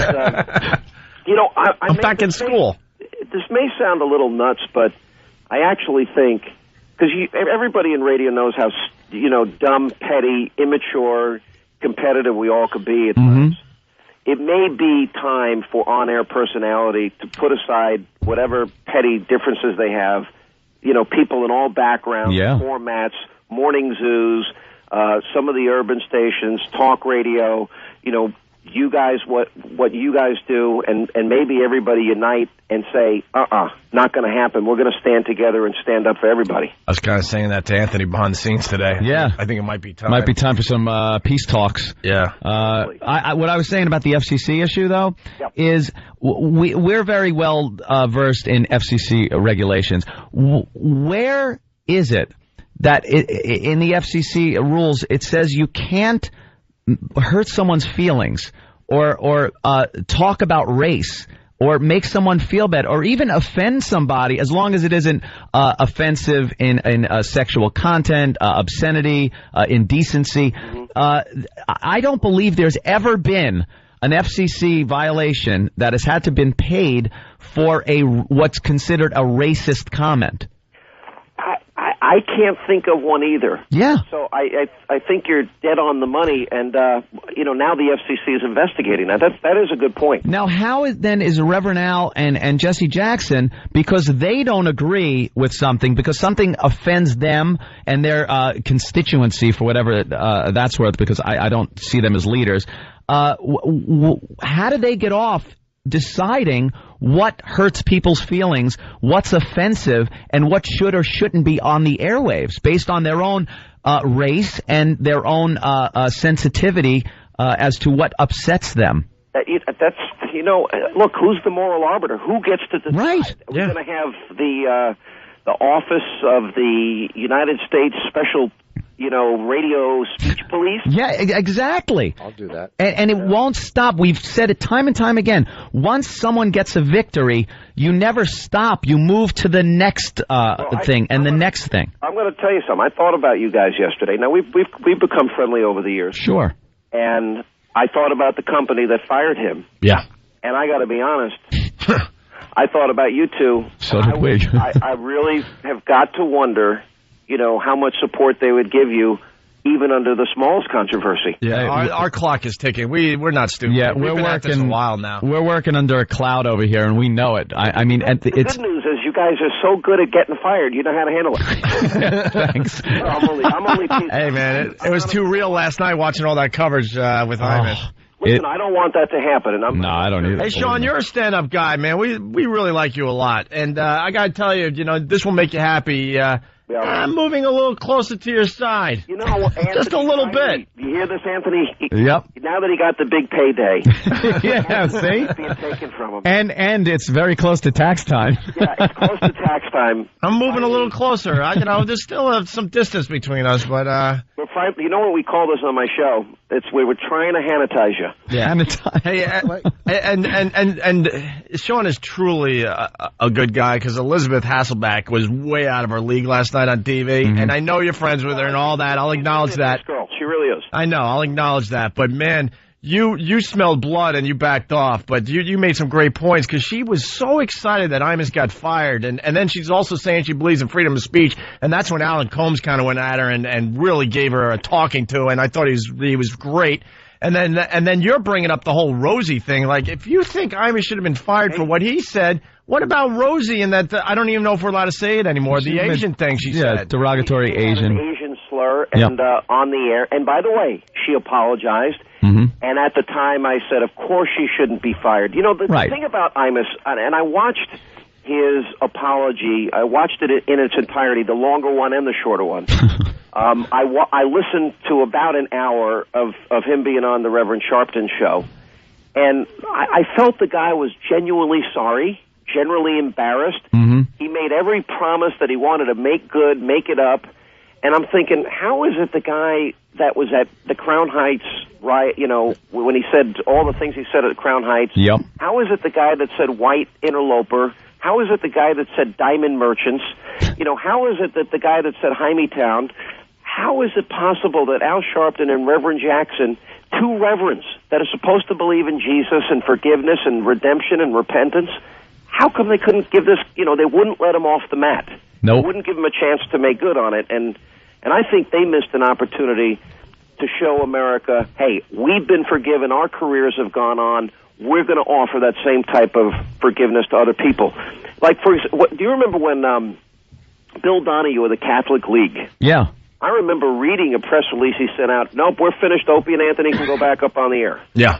And you guys had a pretty intense fight after the... Oh, yeah. Yeah, we were amazed by We've since had him on the air maybe 3-4 times, and he's been a great guest on our show. Yeah. That was the right thing to do. Yeah. At that point, if you're a Christian, I'm a Christian, a Catholic, at some point, all of us have been forgiven. We're all going to screw up in life. When somebody is really out there trying hard to say, I'm sorry and I want to make it right, where's that sense of, what, we've all screwed up. All right, you're going to make it right. We're going to be watching. Well, Sean, what do you think that is? Is that a weakness on Al Sharpton's part? I don't know. I mean, I think like I need to drag you down. I need to pull you down. Here's what. Where does that come from? Here's what I see. And I think I brought this up yesterday. We got a caller. It was a black gentleman called up and said, "I don't get this." He goes, "I don't care about what Imus said." He goes, "I go to work. I support my family. I pay my bills." And I said to this guy, I go, "You are Al Sharpton and Jesse Jackson's worst nightmare." I go, because you're not a victim. You're not playing the part of a victim. You're a working guy. You're taking care of your family. I go, that would put them out of work. That would make their donations for how they make their living, God only knows how, that would all dry up because they need the black people to be victims and downtrodden and poor constantly to keep them in the public eye. Wait, what would that? If that's true, Anthony, how sad that would be. That fundamentally, that's the surprise to me is that I think they have been forgiven a lot. They have been allowed to go on with their careers. I'll even take it a step further. Even though I've disagreed with Reverend Sharpton and Reverend Jackson politically, I think in both cases there have been times they have done a lot of good things for a lot of people. Yeah. But that's because they were allowed to stay in the public arena and express their views in spite of the fact that they made a lot of big mistakes. Tawana Brawley was a big mistake. Oh, huge. Crown Heights riot was a big mistake. Freddie's Fashion Mart was a big mistake. All right, Sean, they're going to cut us off. We're really... Before you go, I got one question. Yeah, go. So you guys coming on TV tonight? We're flying to Vegas for a comedy show. Vegas. We're literally leaving right after our show today. Well, you guys were in the bunker all week. Yeah. Hunkered down, Sean noticed. We've learned. We used to be like, oh, TV cameras, okay, we'll talk. And then people are like, what are you doing? Well, if you can come on next week, I'm sure it's still going to be an issue. Let me know. All right, let's figure that out. Thanks, Sean. Thanks, man. All right, ABC in New York, right, Sean? He's gone. Yep. You know where to find Sean Hannity. He's all over the place. He's a great guy. We got a break. We're really late. It's Opie and Anthony. Really fast, the WFAN 18th Annual Radiothon benefiting the Tomorrow's Children's Fund, the CJ Foundation for SIDS, and the Imus Ranch continues this morning. This was Imus's cause. He did it for 18 years. His wife's doing it today because they kicked him off the radio, obviously. Donate 877-877-6464. You're helping sick kids. Tell them Opie and Anthony sent you, please. Yeah. Let your voice be heard. Show them what you can do, listeners. Even if it's just $1. 877-877-6464. It's Opie and Anthony. It's the Opie and Anthony Show. Yeah, you're checking out the Opie and Anthony Show. We were just laughing because Sean Hannity goes, man, you guys have been in your bunker all this week. I got to tell you. Everybody has been trying to get us on TV this week. And like I said, the old days we'd see a camera and we were like mesmerized. Like, oh, wow, a chance to be on TV. Yeah, hey, it's a camera. Let's talk. And we only realized, like, only in the last few years that sometimes that's not the smartest thing to do. Opie. Yeah, what's up, Don? Yeah, it's Imus. Yeah, I know. How you doing? I'm good. Stop calling me. What time is it? It's, I don't know, 8:45. I just typed Fat Kid into your, into YouTube. It's great. Check out Fat Kid. I will. Hey, you want to go to Six Flags? No, we're flying to Vegas. That roller coaster deal. No, we're flying to Vegas. Fun. No. You want to touch butts? No, that's Jimmy's bit. Yeah. I want to touch butts. Okay. I'll call you in like 10 minutes. Yeah, I know you will. All right. Thank you. I got nothing to do. All right, listen, we're moving fast to the end of the show here. Chris in Rockville Center. What's up, Chris? Chris? Yeah, hi. Hi. I wanted you to know that I made a donation yesterday to Imus because I felt obligated. I would never ordinarily listen to his radio show, but there's so much going on about it. I felt like I really needed to support this. You know, it seems like that money is the only thing that matters when it comes to advertisers. Yeah, man. Well, they thank you for the donation. We just got a note here. The Radiothon has raised over $2.5 million. Bravo. That's what I want people to remember today. Imus raised $2.5 million, and they have at least another hour in the Radiothon. The phone number is 877-877-6464. It's for sick kids. He's been doing this for 18 years. The company really should have let him just finish out, in style. On a high note, On a high note, and let him do his Radiothon. It's the last hour if you haven't, well, at least while we're on the air.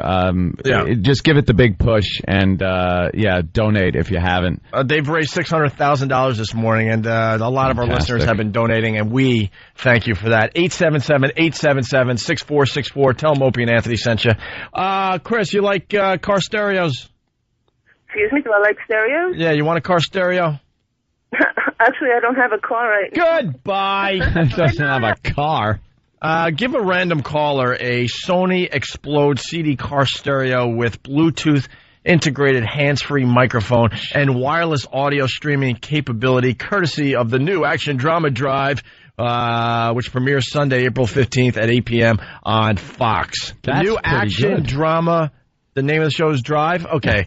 Drive this Sunday at 8 p.m. on Fox. Just give it to a random caller, all right? Hi, this is Rich Ross calling in. Hey, yesterday we read Jason Whitlock. Oh, jeez. Am I the right caller? No. I want to win the radio deal? No, hang up on him. No. All right, I'll call you in like 5 minutes. All right.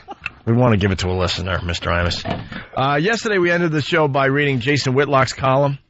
He's becoming a star, man. I think everyone noticed his article. I would like to take credit that our show found it, but obviously people were searching out something that made sense to them, and they found it in this guy, Jason Whitlock. He's a black columnist from Kansas City. You know, I can win. I'm no longer an employee. I understand. Or family of... Can you hang up on Mr. Imus? Okay. All right. I'm coming over. All right. Bye-bye. Bye. And Whitlock's been all over the news the last few days. He's made some terrific points to this whole thing. Today, I want to read from the New York Post. This is how we're going to end today's show before we head out to Vegas. Actually, we're going to do a couple more hours on XM. I want to say it again. We never know when the last day is going to be. Could be today. I think it's not today. No. Jesus. Knock anything wood around you, stupid. I did predict everything. I predicted the Imus thing perfectly. Yeah, we even said your mom's box for Imus when the controversy started. But you'll be able to find us on XM. Our show continues on XM in about 10 minutes. That's where you'll find us when they finally say goodbye. Seen that Lonely Girl 15? Damn that. Goodbye. Go play with your kid, will you? Fun in Vegas. So today I want to read a column that's in the New York Post, and I got to tell you, I was searching, not finding much positive stuff on Mr. Imus. No. Imus in the morning, and they spell morning MOURNING. This is Jerry Della Femina in the Post. Done in by hypocrite Al. This is how we end the show today. So CBS is dropping Don Imus. Al Sharpton wins. It's hard to say what's most wrong here. For starters, Don Imus is a good man. If you're a soldier wounded in Iraq and stuck in a rotting ward at Walter Reed Hospital, he is the best guy to have on your side. That goes for a kid of any race or religion with cancer, or a parent who has lost an infant to sudden infant death syndrome.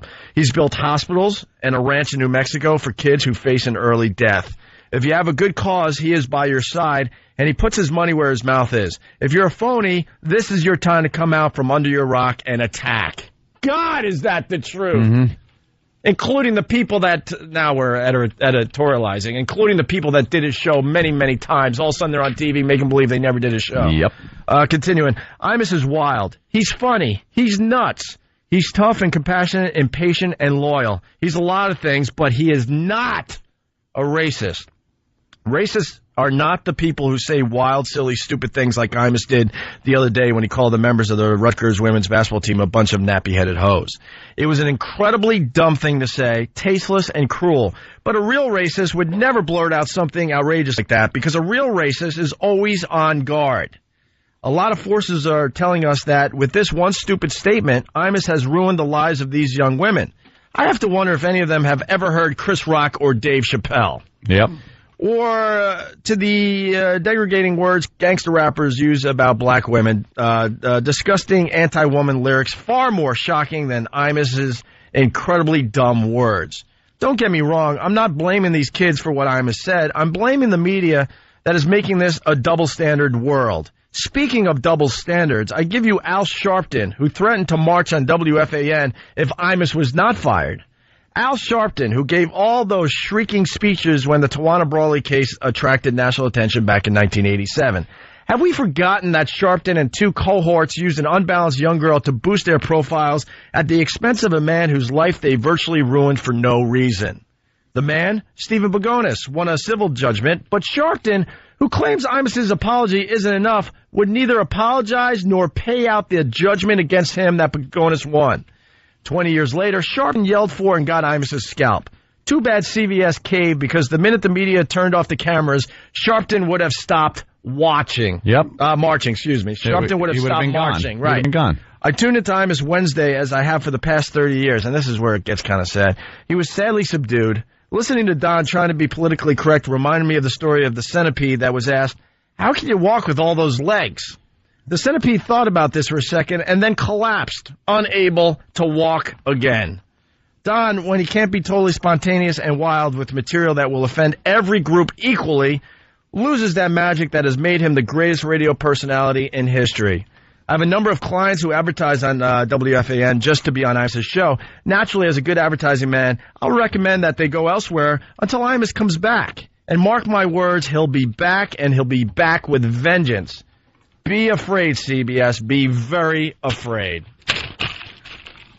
I'll be back. Opie? Yeah. How do I get a WOW sticker? I'm going to be driving around on Wednesdays. And, is that your music? Yeah. All right. Thank God the music's here. I'll call you again later. All right, listen. Broncos. Listen, we're off to Vegas. We're going to do a couple hours on XM Satellite Radio. Then we're running to the airport. The O&A Traveling Virus Comedy Show starts tomorrow night at the Joint at the Hard Rock Hotel and Casino. Can't wait to see all the pests out there. Doing the press conference by the pool in the early afternoon, announcing all the other tour dates. It's going to be a great show tomorrow night. We got 8 or 9 comedians that you know and love from this show. And tickets are available through Ticketmaster.com or I guess at the Joint at this point if you're in Vegas already, okay? And once again, keep that phone number ringing for the 18th annual Radiothon benefiting the Tomorrow's Children's Fund, the CJ Foundation for SIDS, and the Imus Ranch continues this morning. You got Imus's wife. I think she's going to be on the air for another hour. Donate by calling 877-877-6464. And Rich Voss, thanks for joining us today. Thank you for having me again. To Don Imus, I love you. Yeah. And I love what you have done for everybody in this business. And we greatly appreciate that. And you will definitely be missed. We'll see you guys over at XM.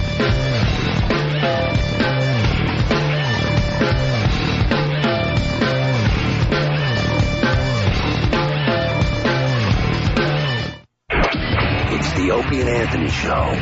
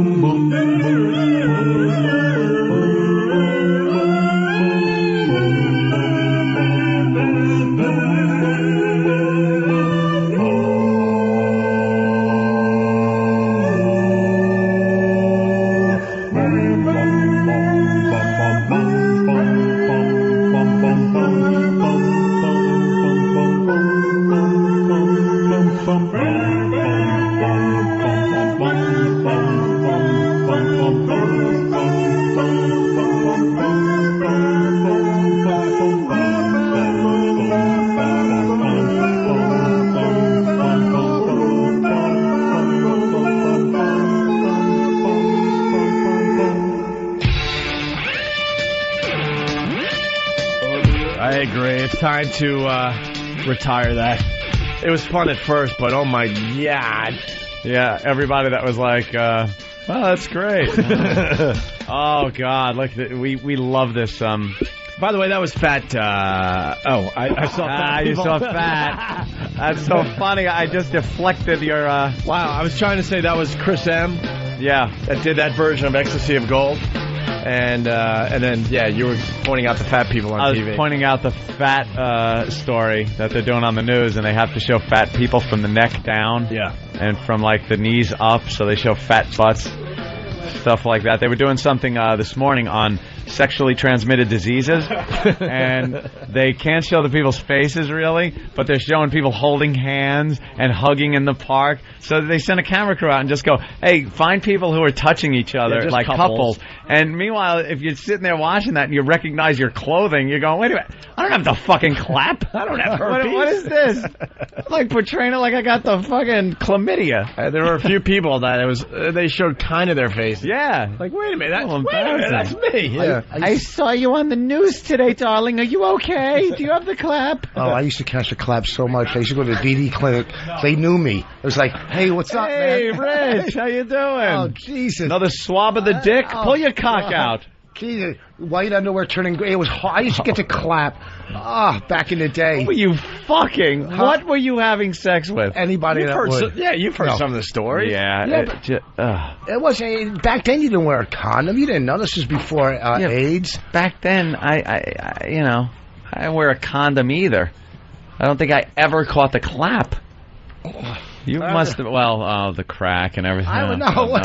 Guys up the ass. No, all right, as long as you got that rock. No. Whatever it takes, man. Nothing that rhymes with rock. Okay. Whatever it takes, man. Hey, we commented about this when we were talking to Sean Hannity. Yeah. I think we're going to be moving on by Monday, I hope. I mean, we keep trying. Every day we've talked about this, the Imus thing, and now it's kind of mutated into the Imus racial divide thing, and now we're kind of involved. There are people out there that want us gone. It's going to be an ongoing theme, but I think by Monday we'll be able to finally, turn the corner. We'll have some nice stories from Vegas and the virus tour kicking up tomorrow night. God, that's insane. I'm like, wait a minute. We're in New York. It's crappy. It's going to rain all day, and we're going to be in Vegas and later tonight and doing a comedy show tomorrow. Oh, can't wait. It's nuts. And then fly Sunday. Yeah, and then we come right back. We're basically not even going to be in Vegas. I got my game plan. Yeah. I got my game plan. I'm sleeping on the plane. I'm going to try. Then we get there. Yeah. I'm going to eat, and then I'm going to hit the casino. And I'm going to gamble. and then I'm going to stay up kind of late. Then I'm going to sleep Saturday until the press conference. Then after the press conference, going to take another nap until the show actually starts. Good luck. Why? I don't know. I think between the press conference and the actual shows, there's really not going to be much time. Yeah, but there's no traveling to the venue. The room is like everything's all there in the same place. Nice. So I'm going to take a nap and then wake up for the show. We're going to do the show, and then what do? Stay up all night. Yep. Hit the casino again because our flight is early in the morning. Right. So then I get on the plane.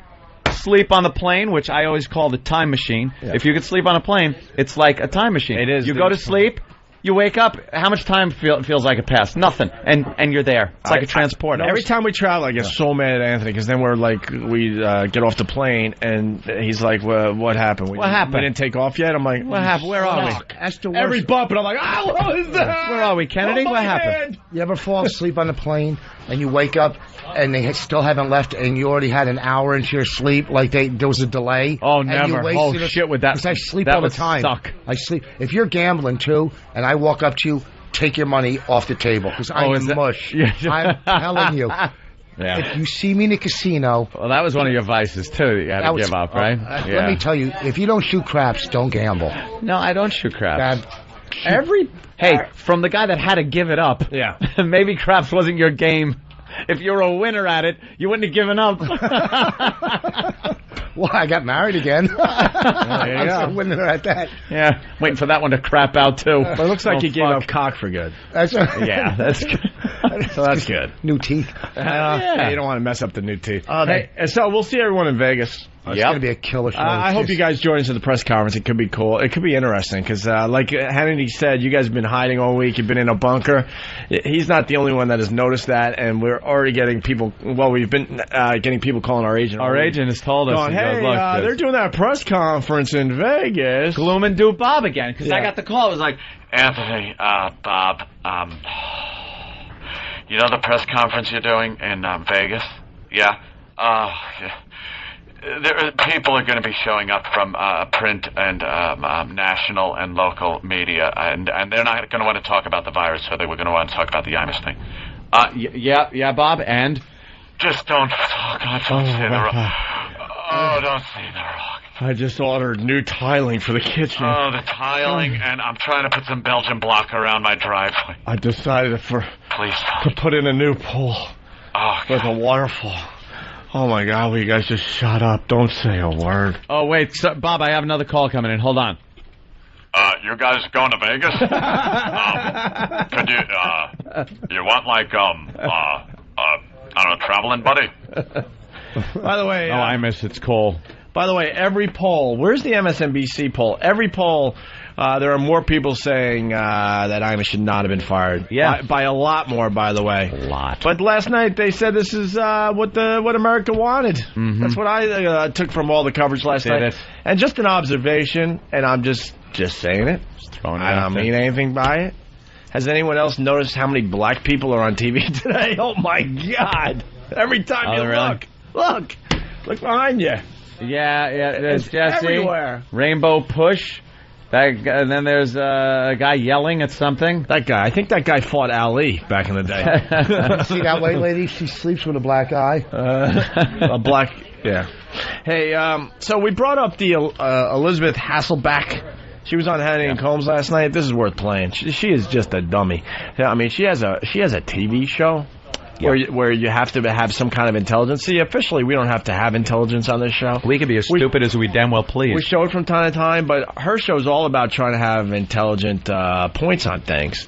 And she was so out of her league last night. It was some fun TV. So we got some highlights. It's just a blonde-haired chick from... Yeah, she used to eat bugs. The eye candy. The eye candy. She's there because she's, hot. They always have the eye candy there. And for anybody that thinks that's misogynistic. And sexist. And sexist, which, They're going after sexism and racism right now. They've always had eye candy on that show. Yeah. Debbie Matenopoulos, I think, was the first one. She turned out to be a blithering idiot, so they threw her off. And then they went through a couple of other people, but always the slender, young chick Yeah. Because they want the young view on The View what also. They're saying to the but young, what's wrong with having... What they're saying to the young women out there is that you don't really have an opinion unless you're really hot. Unless you're kind of hot. If you're a young woman. Right. You know, they had Star Jones, who she was the overweight black woman, representative, lawyer. And then the young woman had to be slender, attractive, and really, her point of view was secondary. Yeah, but next to Rosie, even Leona Helmsley looks lovely. I mean, next to Rosie Flintstone and Joy, between those two old ragamuffins. But see, what they're telling America is like, you can be ugly as long as you have a brain, but you can't be ugly and not have a brain. Right. Yeah. You better have something to say. Right. Or just look really good on camera. Or just look hot and sit there. And boy, did Elizabeth proved that point last night. And she tries to, like, talk like she's intelligent. I was getting douche chills on the couch last night. I'm like, shut up. Go back to eating bugs. What's your reaction? I actually think today is a good day. It's a good day for history. It's a good day for the future. I think that the marketplace has spoken. The marketplace hasn't spoken. Listeners have spoken. Wait. Do you believe he shouldn't have been fired? No, absolutely not. Do you believe he should have stepped down himself? I think he should have been taken a couple of weeks off and cooled down. First of all, a couple of weeks off. Wait a second. Let me ask you a question. Oh, let me ask you a question. Shut up. She is so stupid. Shut up. Let him ask you a question. The marketplace talked and the listeners talked or spoke? The marketplace didn't talk. Sorry. And if you polled the Imus listeners, they would completely disagree. Yeah, I think they would say. As a majority. Do you think his audience was ready to just bail out on him? What'd you say? The listeners spoke? Yeah. Or something like that? No, they didn't. The marketplace. Actually, no one talks about something they really like. The Dow Jones dropped completely. The marketplace. Right. Wall bombs. Right. The free market. What is she talking about? That's what I'm telling you. Shut up. I guess my problem and my issue is people are asking why now. Okay, I say why not now? Why not before? Why not before when he was making anti-Semitic comments? Why not before when he had thrown bigoted remarks out so easily? I think it's about time, and I think 2 weeks to go back to that is not a penalty. That is a vacation and nothing more than a promotion. First of all, do you believe people can change? I do believe people can change. Is Imus now the victim now? I don't care. Well, I think actually, to some extent, I think he is a victim. I think he's a victim of this overreaction and a slippery slope, and this piling on. He shot himself in the foot. Oh, how dumb is she? Seriously. Who is that broad? Anyway, who's that dunce? Stupid. She, obviously is, she's kind of cute. I call her a news bunny. That's what I call them, news bunnies. Actually, baby. I think he did call them. Of course, and he should. News chicks around NBC News bunnies. She's saying... I didn't care. She's saying why not before anti-Semitic remarks and this and that. She worked with Rosie, who made the Asian slurs, and we've been saying all week, Rosie should be able to say the Asian slurs. People should be able to say whatever the hell they want. I don't care. But for you to say that it's about time Imus got fired, and you work with Rosie that's saying some pretty outrageous things on a daily basis at this point, and God bless her for speaking her mind. I don't necessarily agree with everything she says. It's hypocritical to think that she should slide and Imus shouldn't. I never want anyone to think we don't want people to have all the freedom they want. I've said it before. I used to listen to Imhotep Gary Bird on WLIB here in New York. And it was one of the most infuriating, race-baiting, racist shows I ever listened to. The guests, it was nothing about, it was all about how the inferiority of the white man, how the black race will take over. It was really militant and angry, but I was fascinated by it, and I would listen to it every day just because it would infuriate me, but I couldn't get away from it. And I never for a second wanted them off the air. Mm-hmm. I felt, you have a right to say this. I was offended by a lot of the stuff, angered by it, but that's their right to say that. So why don't white broadcasters, Asian broadcasters, Hispanic broadcasters have the right to voice whatever opinion they want, regardless if it's offensive to somebody. That's the person that gets offended. That's their problem. They have to deal with it, and the best way to deal with it is to turn off the radio. that isn't even an option anymore. Have you noticed that isn't even an option that people bring up anymore? No. Remember people used to say, hey, if you don't like it, turn off the radio? People don't even suggest that anymore. And that used to be good enough. That was good enough. And it should have been good enough. And now it's even more pertinent because a lot of people were saying, this is bad because you're doing sex on the radio. So, and we would say, well, just turn the dial. Well, I accidentally stumbled always upon about it. Accidentally finding But the now program. there's just personal points of view and opinions and race discussions that are genuine discussions. Comedy based in race, which you saw on the Comedy Central show, a Chappelle show. There's a Chappelle bit that I wanted to talk about on CBS that I couldn't because I couldn't say the name. It was a skit called The Niggers. And it was about a white family whose name happened to be Nigger. It was hilarious. And Chappelle did this, and it was hysterical. The mailman would come and go, more mail for the niggers. And it was a funny bit. But I couldn't even mention the name of the bit on CBS. Here on satellite, we have a little more latitude. But let me tell you something. People are going to be upset that I even said that. Why? Dave Chappelle could do it. Double standard. But they'll argue the double standard part too. Like Patrice said earlier in the week, let's just acknowledge that's what they want. That there is a double standard. They want standard. it, accept it, and live with it. White people. That's pretty much what everyone's saying. Sorry, not in America. Sorry, we'll always fight that one.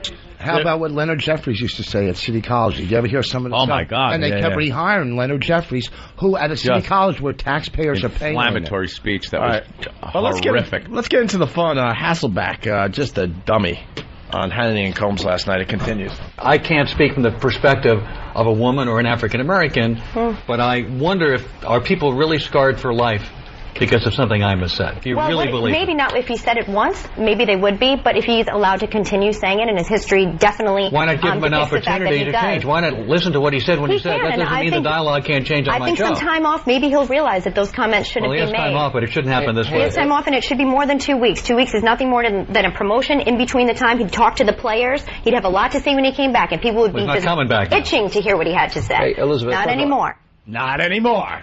Not anymore. Hey, honey, you should be called Elizabeth on your back. Get it? You know?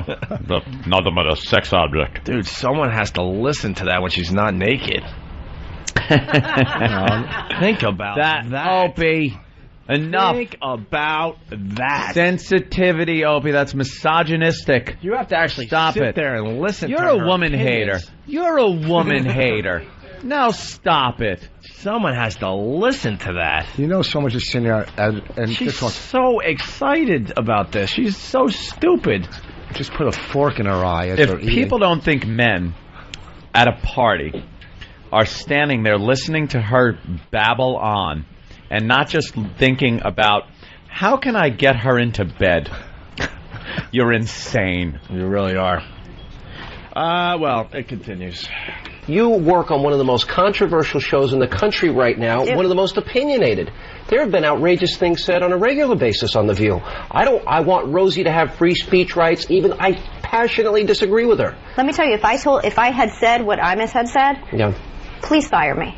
If I said those comments, I am bold enough to say that. I would put the respect of others in this country, especially where we have had a history of just persecution of large groups of people. Please fire me if I say those things. All right, a little message to Elizabeth Hasselbeck. You wouldn't have to plead for that. They would fire you for that. Don't worry about it. The reason you're on The View. The reason you're on The View is that you're a hot piece of ass. That is it.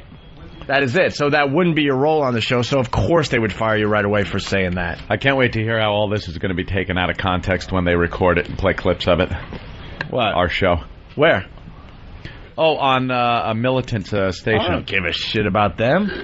I don't either. I heard rumors that he was going to monitor us and he was going to call our show. Where was the phone call? Oh, real brave. What is that? You can't persecute large groups of people by definition. This is true. Large groups of people. Oh, what a tool. Henry gives her a beating, and he likes her. I mean, this could have been a lot uglier. He knew he was just playing. Oh, yeah. You know when you play with a little cute kitten, you don't want to get too rough. Yeah, you just play. But if it's that miserable older cat, you're gonna throw it against a couple walls. Yeah, the kitten's just playing, and you're like, oh look, he's so cute. It's taking some swipes at me. I know I could crush its little head if I wanted to, but it's such a cute little. That's the feeling I got. Where Henny was just backing off. You know.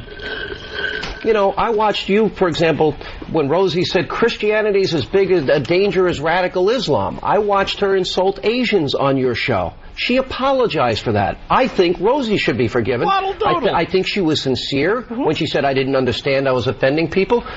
By that standard, should she have been fired? It's certainly not my position to say if Rosie's are fired. It's my job to show up every day, and I... why is not your position? Why not? To say? You have enough to say about Imus. Why don't you talk about Rosie, your coworker? What, another hypocrite?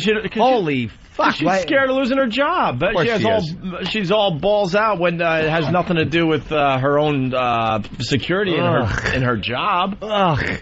Isn't that amazing? Totally. I was watching this last night, openly laughing, pointing, all this stuff. Like, what a dummy. Jesus, I said some dumb things, but, you know. She's an idiot. That's complete. Oh, my God. Voss is calling her stupid. Oh, boy. Wow. Rosie's are fired. It's my job to show up every day, and I love the responsibility, and I take full pleasure in countering everything she has to say. Our show is called The View. I understand, but Imus has a view, too. That. And certainly does, and it was answered. What? I don't know. She's... And then finally this. Elizabeth said she believes in consequences. I understand your concern. I mean, we're in the same industry. I believe that, you know, we're all out there saying things that we believe.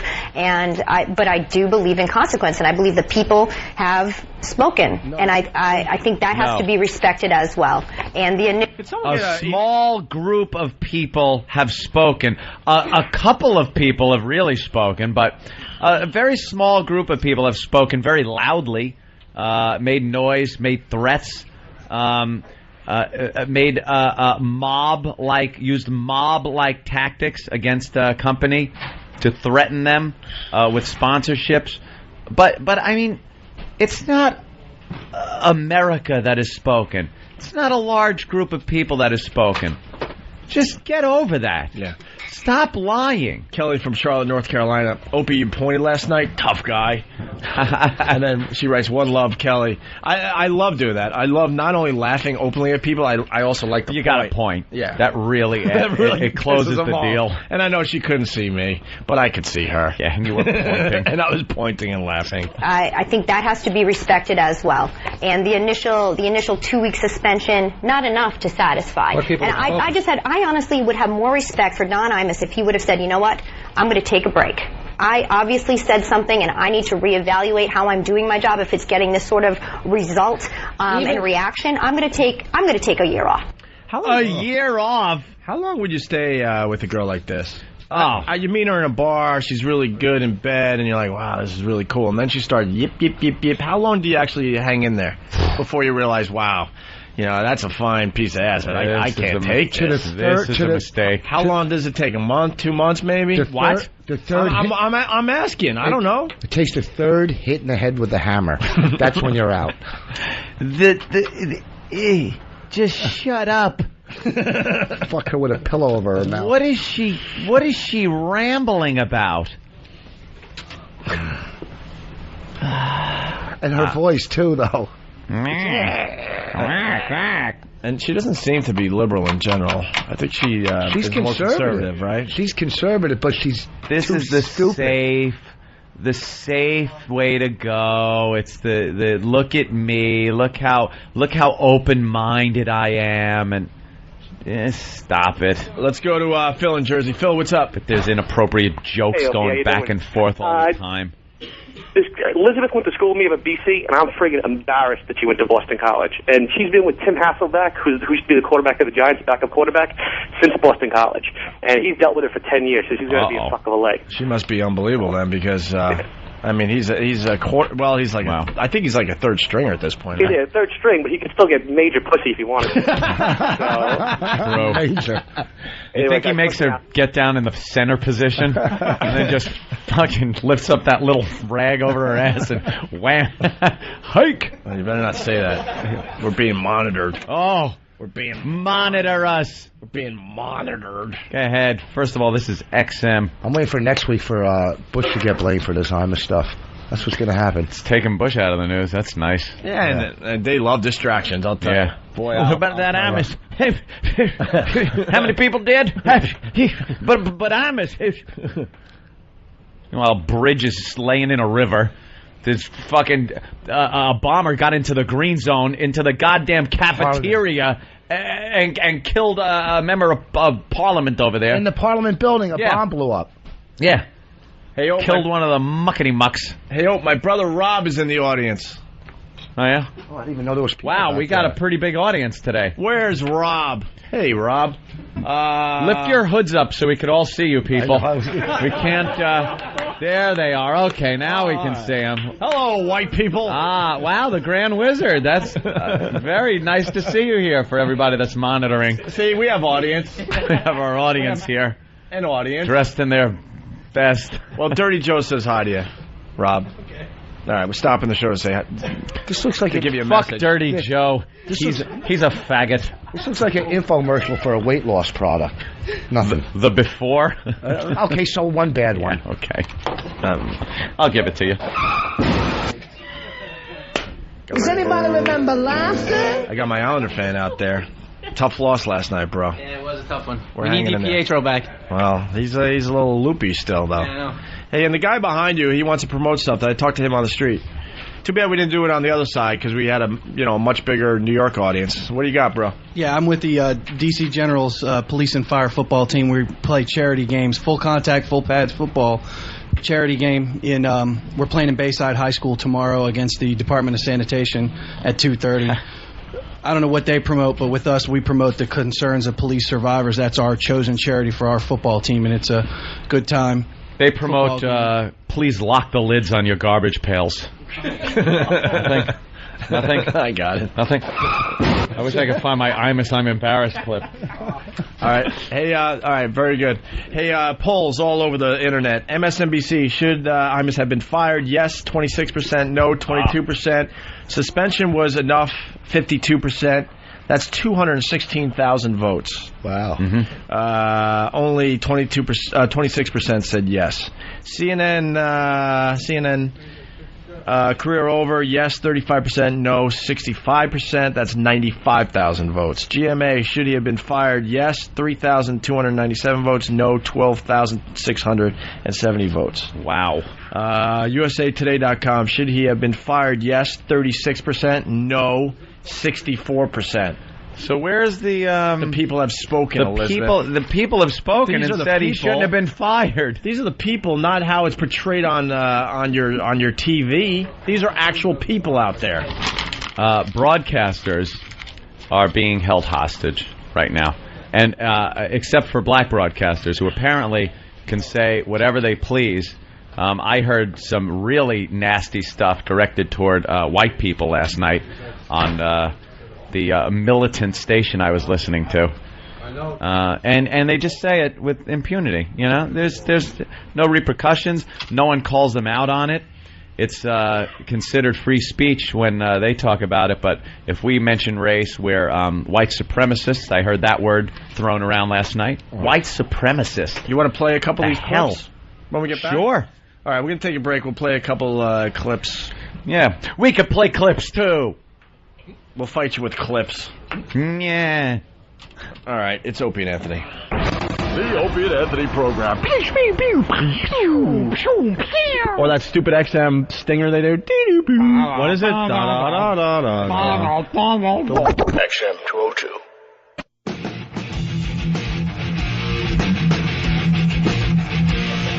I gotta tell you, nothing says you're doing a really good radio show like seeing Bam completely asleep.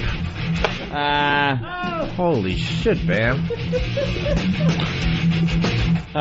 He just passed out. I'm like, wow. Why are we even bothering? One of the guys in the studio audience is out cold. He heard the music and woke up, right? Be honest. Yeah, it was during the break. A little nap. It was up early this morning. Yeah, a bunch of pests got together on their own. Whoa. and kind of protested the Imus thing down where? At the Today Show? Down at the Today Show, out in front of the Rockefeller Center area. Yeah. How'd it go? It went great. We had we came up with this plan late last night. Sent out a lot of emails, a lot of MySpace bulletins. We got 35, 40 people out in short notice, and we're gonna be doing it again on Monday morning. And we're gonna so Monday's the big push. Monday's the big push. I was telling these guys, everyone out. If you're gonna do this, we gotta get some numbers. We gotta get numbers down there. Because actually, you know what's funny? They showed like an aerial view of you guys. Oh my God, it was so lame from above. I know you guys tried hard, but I'm like, oof. Because they had you gated in or whatever, right? Yeah. They showed from above, and you guys were rocking, but there was like 15 people. And I know it was last minute. I'm not trashing anyone. I think it's beyond cool you guys stepped up and tried to get something together last minute. But they had a helicopter because they heard about this, and they're like hovering. That's the worst view you can have when you're like doing something, because you could have really a lot of people there, but from a helicopter view, it'll really look bad. Even like 1,000 people from a helicopter doesn't look like that much. Looks bad if it's an open field or whatever, Yeah. But if it's 15 people and it's tight camera shots, it looks like a mob. Yeah, right. It's all how it's filmed. Yeah, Channel 7. But they all interviewed you guys, yeah. Yeah, Channel 7, NBC 4, UPN 9, CNN, they were all there and, showed up and covered it pretty well. So, that was good. And you're going to do it again Monday? Yeah, Monday, 6:30 a.m., out in front of the Today Show, Rockefeller Center. And on Monday, we're going to be actually making a march over to CBS. Ooh. So, you're going to march! And then what? And then you marched over there and then go, all right, we're here. We're here, and well, someone have an idea what we should do next? You should just march and then go to like a hot dog vendor and just pass out hot dogs. Reverend Al got to talk to Les Moonves. You're going to get to talk to the janitor that is mopping the lobby. Well, we spoke with the janitor and yeah. Great. But I mean, when it comes to it, the pests do a really good job. You guys weren't misbehaving. You were just, making your voices heard this morning. Yeah, it was a free speech issue, and, we actually, got a lot of people passing by. On Monday, we're also going to have flyers to hand out, a bunch of other stuff. And so, people, go to the websites, FBA, Whack Bag, wherever. You'll find all the info there, exactly when, where. But it's Monday morning, 6:30 a.m. outside the Today Show. And you guys will be working this all weekend. Yep. I'm hearing rumors about Dateline. Is that happening? Rumors is that one of the producers wants to do a story on it tonight. And I think Happy Typing Girl is going to be the one doing that. Oh. Well. Who's the spokesperson for all the news venues that come in? I'd say Happy Typing Girl. Yeah, it was Happy Typing Girl and Franklin from Cypher Films for obvious reasons. I don't know what the obvious reason is. He's but black? Is that it? That's the only thing I can come up with. Okay, that's obvious. All right. Obvious reasons. We're leaving soon. You guys picked a bad day to come here. We're going to go to the airport soon. We got to go to Las Vegas Rock. That's what they called it in the where the hipsters go. Right. Right. Hey, Jason Whitlock, we read his article yesterday. He was on MSNBC last night. Mm-hmm. He's becoming a media star. Yeah, he had a great take on. He's a black columnist from Kansas City, and he's pushing back pretty hard, and people are paying attention. And it wasn't an Imus kiss-ass piece. No, not at all. Yeah, it was just a very logical, well-written article. And then they got him on TV because of that column he wrote, I guess, yesterday morning. It came out? Yeah. Don Imus is irrelevant to what's going on with black people. Don Imus is no threat to us. Don Imus will not shoot one of us in the street. He will not impregnate our daughter or our sister and abandon that kid and that woman. Don Imus is a bad shock jock who cracked a bad joke, apologized, offered a sincere apology, and two ministers who have needed forgiveness in their own life don't have the moral integrity to give this man the forgiveness that he has asked for in a sincere fashion. I'm not a Don Imus fan. Don Imus has attacked me on his show.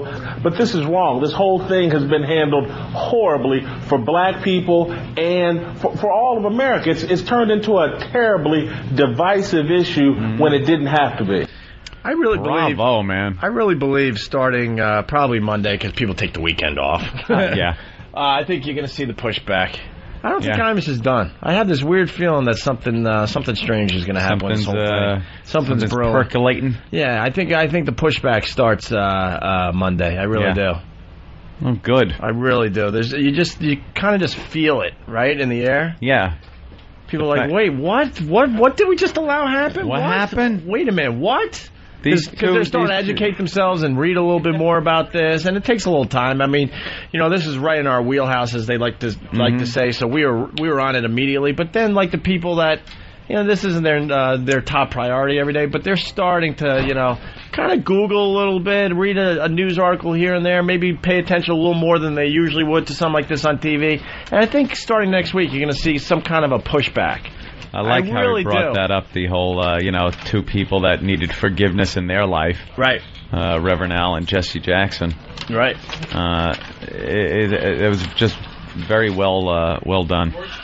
But these guys have driven this issue, and I would say to CBS, don't negotiate with terrorists, because that's what Jesse Jackson and Al Sharpton are. They go around the country lighting fires and dividing people, and then start picking everyone's pocket. You never see them go back and apologize for the messes they make.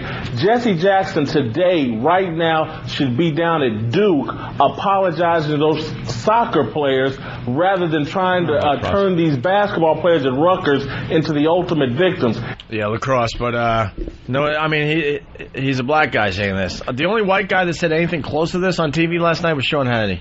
Yeah. All the other ones were just running scared and telling anyone that would listen that they have black friends. Why aren't they down there apologizing to the lacrosse players, Duke lacrosse players? They were victims. And talk about being scarred for life. Wow. Now those are some actions that will scar you for life. False accusations of rape made on young white men against a black woman like that. Unbelievable how that will affect your life. And it took 395 days for them to have their names cleared, by the way. Yeah. 395 days, and they knew they were innocent from day one. Because they were trying so hard to find these guys guilty. Right. Yeah, and they knew from day one. A lot of people asking me about Obama. David from Jersey. Opie, what are your thoughts on Obama calling for Imus's firing? Yeah, you were kind of pushing for Obama. Yeah, I would scream Obama and stuff. I'm so done with that. Done. I can't back any guy that doesn't understand the overall issue here. Yeah, freedom of speech. I'm done with him. I'd rather not vote once again. Give me a leader that I really want to vote for, and I'll be there voting. I don't care what color a person is. If they side with Jesse Jackson and Reverend Al on a subject, they're off my radar as far as a vote goes. These are two lunatics. Reverend Al. Reverend Al. Holy shit, who would think in 2007 this guy would still be a force to be reckoned with and have more credibility than he's ever deserved? The guy was the joke. In 1987, Reverend Al was such a joke. He had the James Brown hairdo, the big fat jogging suit, and that friggin' Volkswagen hubcap medallion he wore around his neck all the time, screaming "No justice, no peace" no matter what happened. Yeah, and the guy is still around with this newfound credibility. What I love about this show today, this was a massive fire, and most of the fire was out, but then it's like, it flamed up. A little flame up. Because it just hits me. I know, it's revving up again. It hits me like I can't wrap my hands around it. That this guy is still a guy that people are looking to for leadership. My God, man. Whew. Anyway, Reverend Al, did you ever think back in '87 that in 2007 you'd still be he would still be relevant? Some kind of an issue? Hey, that's up to the black people. He's like a black Joey Buttafuoco, I thought. Like, you kind of just go away after a while. They just disappear. You think he'd be on like a VH1 reality show? Yeah, reality. Remember me? Hi, whatever happened to Reverend Al Sharpton? I want to point out that the black guy is laughing harder than anyone out there. It's just, he's one of those clowns from the 80s that should have just disappeared. Yeah. We'll be right back with VH1's I Love the 80s. I'm Reverend Al Sharpton. You might remember me. You know, that's where he should be. But he's there in a suit making, like, policy. Amazing. Oof. Amazing. And he gets meetings with... Do you know how hard it is to get a meeting with the head of anybody? He just walks in. Because as that gentleman had just said, he's a terrorist. He uses terrorist tactics, threats. You give me what I want, or I will do this to you. That's using what power he has against corporations, individuals. They're threats. And when you use threatening tactics, it's mob. The mob does that. And terrorists do that. And then you got Elizabeth Hasselbeck back saying there's still freedom of speech. No, there's not. There's all sorts of threats and of boycotts and stuff that makes people run away scared. Well, there's consequences. Unfortunately, It's kind of sad that some of these advertisers can't really hang in there. I don't understand it from their side. Maybe they would explain that to me, but it's kind of disappointing that they run away so scared at the threat of a boycott. Always. More Jason Whitlock. I believe that most or a significant segment of black America is tired of Jesse Jackson. We look at his track record of his accomplishments, and there's nothing there. There's nothing there other than Jesse and Al lining their pockets.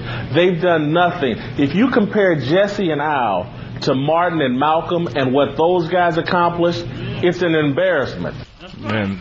God damn. That's the black guy clapping. Absolutely. You know something? You look back at the times of Martin Luther King and Malcolm X, when, racism was a serious problem.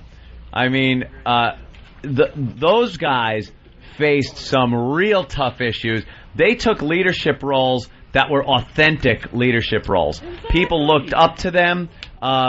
When they asked of their people to demonstrate in a certain way, people listened and made a difference. And you could see a visible difference that wasn't something that divided the country. It really did bring white and black people together and, at the same time, advanced black people.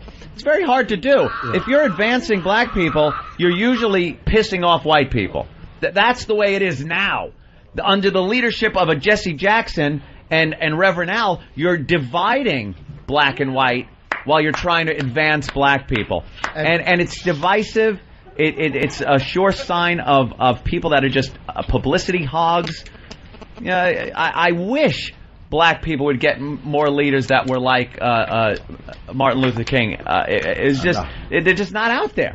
The people are too self-centered and want the limelight more than they do the real goal, which is the advancement of your people. And plus, Malcolm X has that cool poster with him pointing. Oh, man, isn't that great? Yeah. Pointing, the glasses. Yeah. I met Malcolm X's daughters at Caroline's one night. I'm telling you, I was starstruck. I was standing next to Malcolm. Did they enjoy your racist jokes on stage? I was doing black humor, black shows then. Were you? Oh, please, I know what I'm doing. Did you say, I'm Jewish, I know the struggle? You did black humor in front of them? Yeah, black audiences don't care. They like it because it's fun. They know if you're real. Black audiences actually do. I've seen Rich play in front of black audiences and do some really edgy black material. They let you do it, man. And they laugh their asses off. They've accepted you, Rich. Well, we haven't yet, but it's they okay. have. It's 6 years. I know. Maybe I have to stand on some stairs and do comedy again, or maybe walk into a Starbucks. I don't. Anyhow, but they're real. They don't. Do you think, like Patrice says, they don't give a shit about Imus? They don't. Are you kidding me? They don't even know who he was don't care before this. No. Yeah. Please. Whitlock finishes with this. I don't understand how these black leaders, how our black leaders get these lifetime appointments like they're Supreme Court justices. We need to vote them out and bring in new leadership. It's not 1965. The problems aren't the same as they were in 1965. It's 2007. Black people have a new set of problems, and we need some new leadership and people with new solutions. These guys are trying to drag us back into the 1940s and 50s. God damn. I said it before. Unless there are victims, unless black people are portrayed as victims, as helpless, as criminals, as a scourge, white man's burden, unless they're portrayed that way, Reverend Al and Jesse are out of work. And the fact of the matter is the large majority of black people in this country are working, family, just assimilate to American society. But that isn't what Reverend Al and Jesse like to point out. They like to point out the problems and how white people cause them, and that's what makes it so divisive and self-serving. I think Oprah should be the leader. Oprah does a good job. I like Oprah's actually done some very good things. No, that's what I'm saying. Built a school in Africa. She uses her money to help. It's amazing. Yeah. What he was saying was Jesse Jackson, this leader, he's had a leadership role in the black community for decades. And where are some of his accomplishments? Where are these visual accomplishments that you could wrap your hands around and say, this is what he's done? I can't. Right. Sorry. I've been to a lot of inner cities. I've never seen a Jesse Jackson Park anywhere. Where's the Jesse Jackson Park? No, Even Magic Johnson built some movie theaters in the inner cities and stuff. You know, like you could look at something that he's done. You know, and what the hell has Jesse and Reverend Al done? They're professional extortionists. Yeah, they're they extort. They rabble rousers. I like that word. They're rabble rousers. Let's go to the phones. Chris in Massapequa with Chris. O&A, how you doing? Love you. I love the show. Just want to ask you, are black guys allowed to tell dumb blonde jokes now? Oh, I hope so. I would say no. I hope so. I would say no because that involves hair, which we know is a no-no now. Don't goof on hair. And it involves white girls, so that's race. And they're women. Yeah. So it's misogynistic. It's more sexism. No, there's so many things there that you would be offensive. No, they can't. No blonde jokes, sorry. Let's go to Jason in Pennsylvania. Jason? Yo, O&A. Hey. What's going on? What's up? Hey, man. You know what's funny is, and it's pissing me off, everybody's saying that the term, you know, nappy-headed hose. I hear it all the time now. I never heard it before. So I know, right? Yeah, I mean, kids in my family, you know, 5, 6 years old, are walking around going, nappy-headed hose. I didn't realize it could be so easy to offend somebody. I don't think anybody would. Like, I don't think that's all we have to say. No one knew. No one knew. Whitey didn't know. Right. If there's anything I want to apologize for, I'm not very apologetic. You all know that. But if there's one thing I'll apologize for, I'm sorry. We just didn't know. We didn't know that was such a bad one. Because it's ridiculous to think it is. My friend Stanley, a black dude in my neighborhood, I went with him to the barber one, and he had the barber shop. He had the nappiest hair. The barber said, "Look, I cannot get a comb through this nappy shit. You comb your own hair." I mean, it was okay because it's a black guy saying about black. It wasn't derogatory back then. Yeah, there's all sorts of companies named after nappy. But yeah, so it wasn't black companies named after the word nappy. Dude, I will show you pictures of me from when I was a kid with a huge afro. I had an afro, and I was called nappy-headed. I had a nappy head. That's what I did. I'm Sicilian. You know, half Sicilian. And you know the story there. The Moors. Yeah, we all know about the Moors. Let me tell you something. My great-great-great-great-great-grandmother fucked the nigger. Yes, she did. She did. Oh, Jesus. Come on, I'm doing True Romance lines. Everyone knows that still scene. Okay? Yeah, can we quote a fucking movie? I guess not. Fabio. Or will that clip be clipped off right after I said it? Yeah, Fabio, Oceanside, what's up? Morning, fellas. Hey. Before I get to my question, you guys equated Sharpton and Jackson to terrorists and stuff, but actually I think they're nothing more than ambulance chasers. Yeah, that's been brought up a bunch of times. Certainly. But my question to you, Ope, is you mentioned you feel something in the air about Imus, something's happening. Realistically, taking satellite radio out of the equation and assuming he comes back to New York radio, where would he fit? What station? What's their morning shows? PLJ. A PLJ. Yeah, flat out PLJ.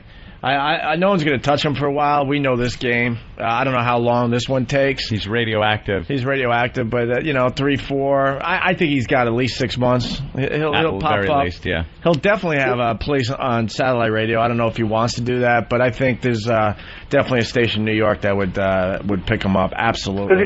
And that's what he's kind of that's kind of what he's working toward right now. Mm-hmm. Ant and we would be like on the fuck you tour at this point. We really would. I mean, that's the reality. But you heard his wife on our show this morning. Yeah, she didn't want to talk about anything that's controversial with this situation because they're setting up for their next move. Yeah, exactly. They know it's not over. They just got to play it right. It seems like Q104 is the de facto station every time someone gets fired as a place where they might end up. No, there's PLJ makes a lot more sense. There's people we know that are kind of taking over that whole thing, and that would probably be the place. If I was a guessing man, I would say that. All right, and a frunkus betting man, whatever. All right, thanks. And a frunkus to you too, sir. We got to get out of here in a couple minutes, but Tad in Illinois, what's up? Hey, man, I got a new term for you guys. I've been using the last couple of days. I think you might like it. Yeah. Constitutional terrorists. That's what these guys are. I don't know what they think they're doing. I mean, it's just a disgrace the way.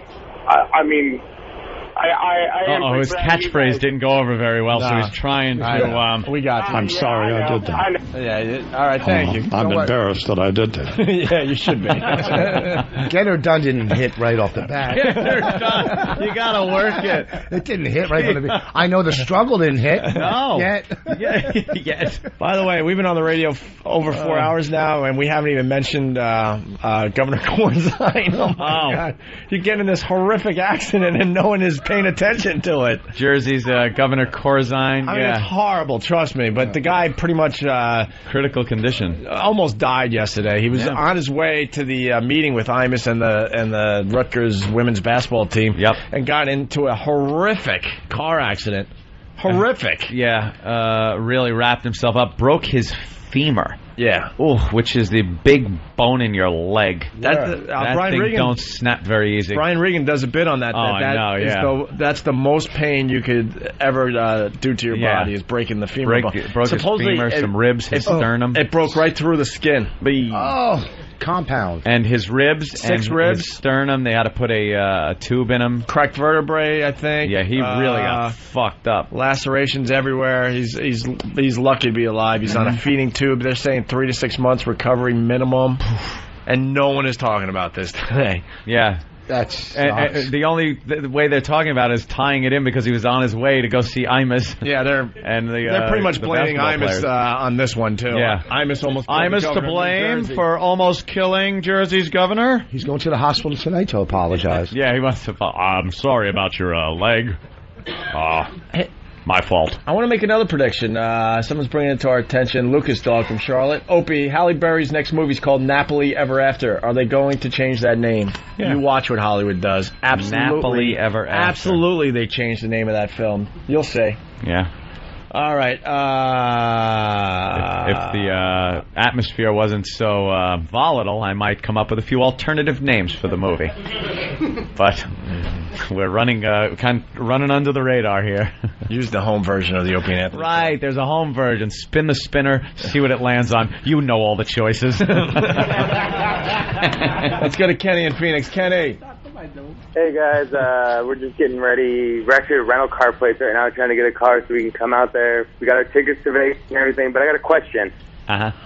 My brother, he's a huge fan. We kind of spent our whole bank account getting hotel rooms, getting cars and stuff. He can't afford any tickets, so I was wondering if you guys could help. So you set everything up to go to Vegas, paid for everything to get there to see us, except for the tickets? No. No. One ticket. We have our tickets. Last minute, my brother, his girlfriend, decided, hey, we like you. He's a huge fan. They didn't think they'd be able to go. They didn't think they'd get the time off. We have our tickets, but he couldn't get any tickets. Here's a little indicator. Let me give you a little indicator of your chances here. I asked for a couple of tickets recently, last minute, and Kenny told me he doesn't think so. So, who you? No, actually, it was a friend wanted to.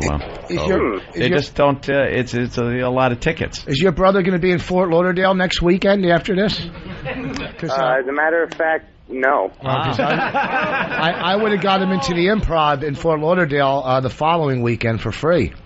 Well, if he's there, I'm sure he would like not to go. Kenny, I don't know. You see us by the pool. Maybe we can do something. I really don't know what to tell you. All right, well, I'll definitely see you guys there, and you'll be by the pool. Look for us poolside. I won't be at the show. We'll be the guys with the big fat cocks. All right, we got to. We got to leave. Wasn't meant as a joke. We got to leave. Yeah. For the airport. We're going to be on the radio tomorrow, though. The channel's going to be on live all day, right? Or most of the day. Starting at what time? Rich Voss is doing some of the coverage tomorrow. And me and Bonnie are doing 2 o'clock. We're starting at 2. I think Bobby's coming down, and all the comedians, and then we got guys back here that are going to just keep they're going to keep the channel on all night. We're going to try to do some stuff backstage, I believe. Yeah, right. Sam. So in between comedians, we'll be talking on the radio here. Dan and Sam will be back in New York. Yeah, it's going to be a lot of fun. Down the fort. Are you guys hosting the whole thing, sort of? Yeah, we're hosting starting at 9 o'clock Eastern. Yeah, and that's early. Yeah, on the bright side, we then go to 3 in the morning. So. Oh wow! But the 9 to 12 is just going to be sort of checking in with Vegas, a lot of worst stuff. Yeah, and then a full-out Dan and Sam show starting at midnight. Wow! All right, busy day. Look how quick they bail. Yeah, well, they get kicked out. Guys, thank you. We kick them out. Thank you. There they go. Thanks for showing up early this morning and supporting the cause. Good.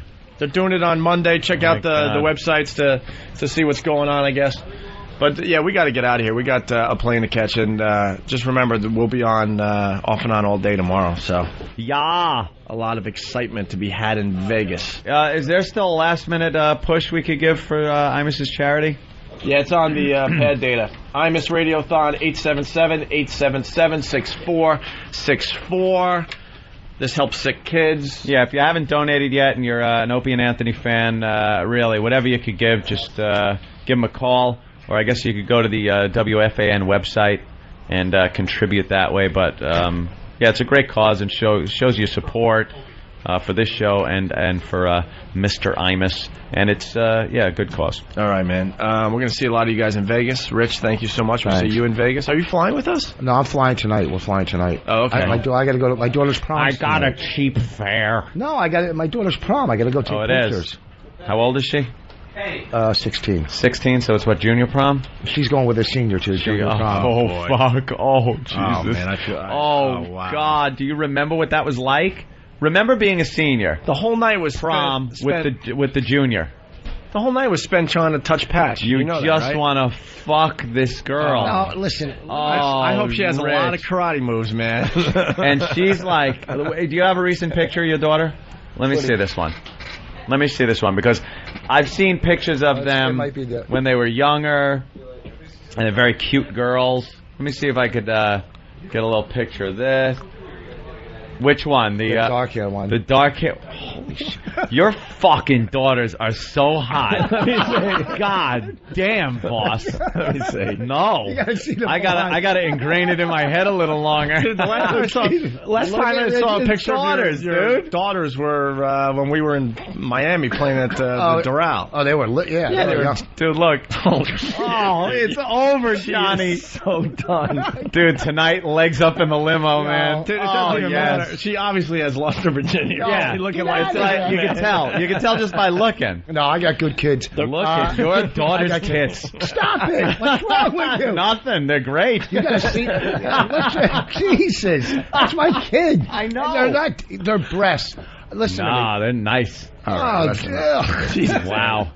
Jesus. Are you ever going to learn where the line is? I know. What do you say? I'm sorry, that just came out. I want to apologize to Rich Voss and What his pisses daughter. me off, I don't know what daughter you were talking about. It's kind of creepy, though, because she's beautiful, obviously, but then you see a little Rich Voss in there, and you're like, oh, my God. What the...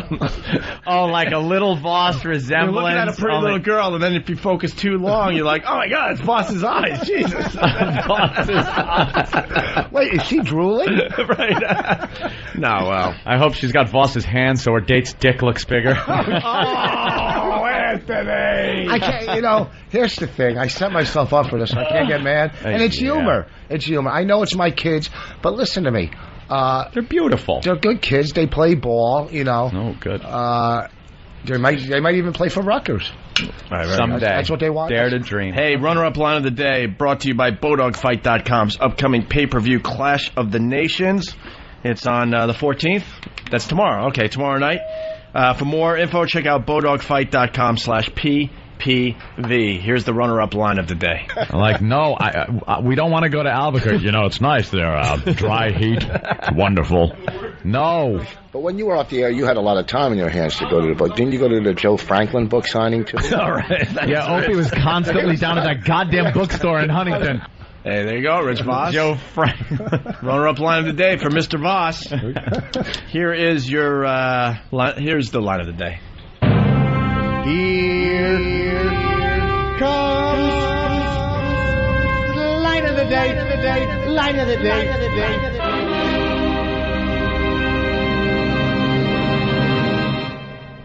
It's 2 in the morning. I got to get up at 4. I'm bored. I'm just watching the Lost box set.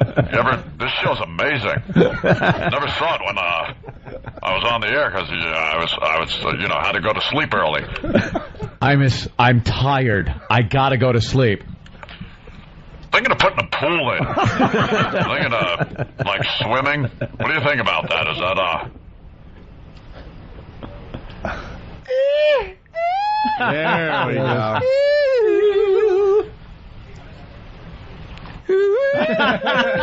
Always funny. It's still funny. All right, we got to go. We'll see some of you guys in Vegas. All right, man. Have a good one. People are confused. The channel's going to be live starting tomorrow at 2 Eastern Time? No. Just keep this channel on all the time. So it's 2 Vegas time, so that's 5 p.m. Eastern Time. Correct. Oh, Wait, the hours are different in Vegas than here? Well, Someone's impossible. Someone's confused. So starting around 5 p.m. on the East Coast, and then you figure out the math as you move west. All right.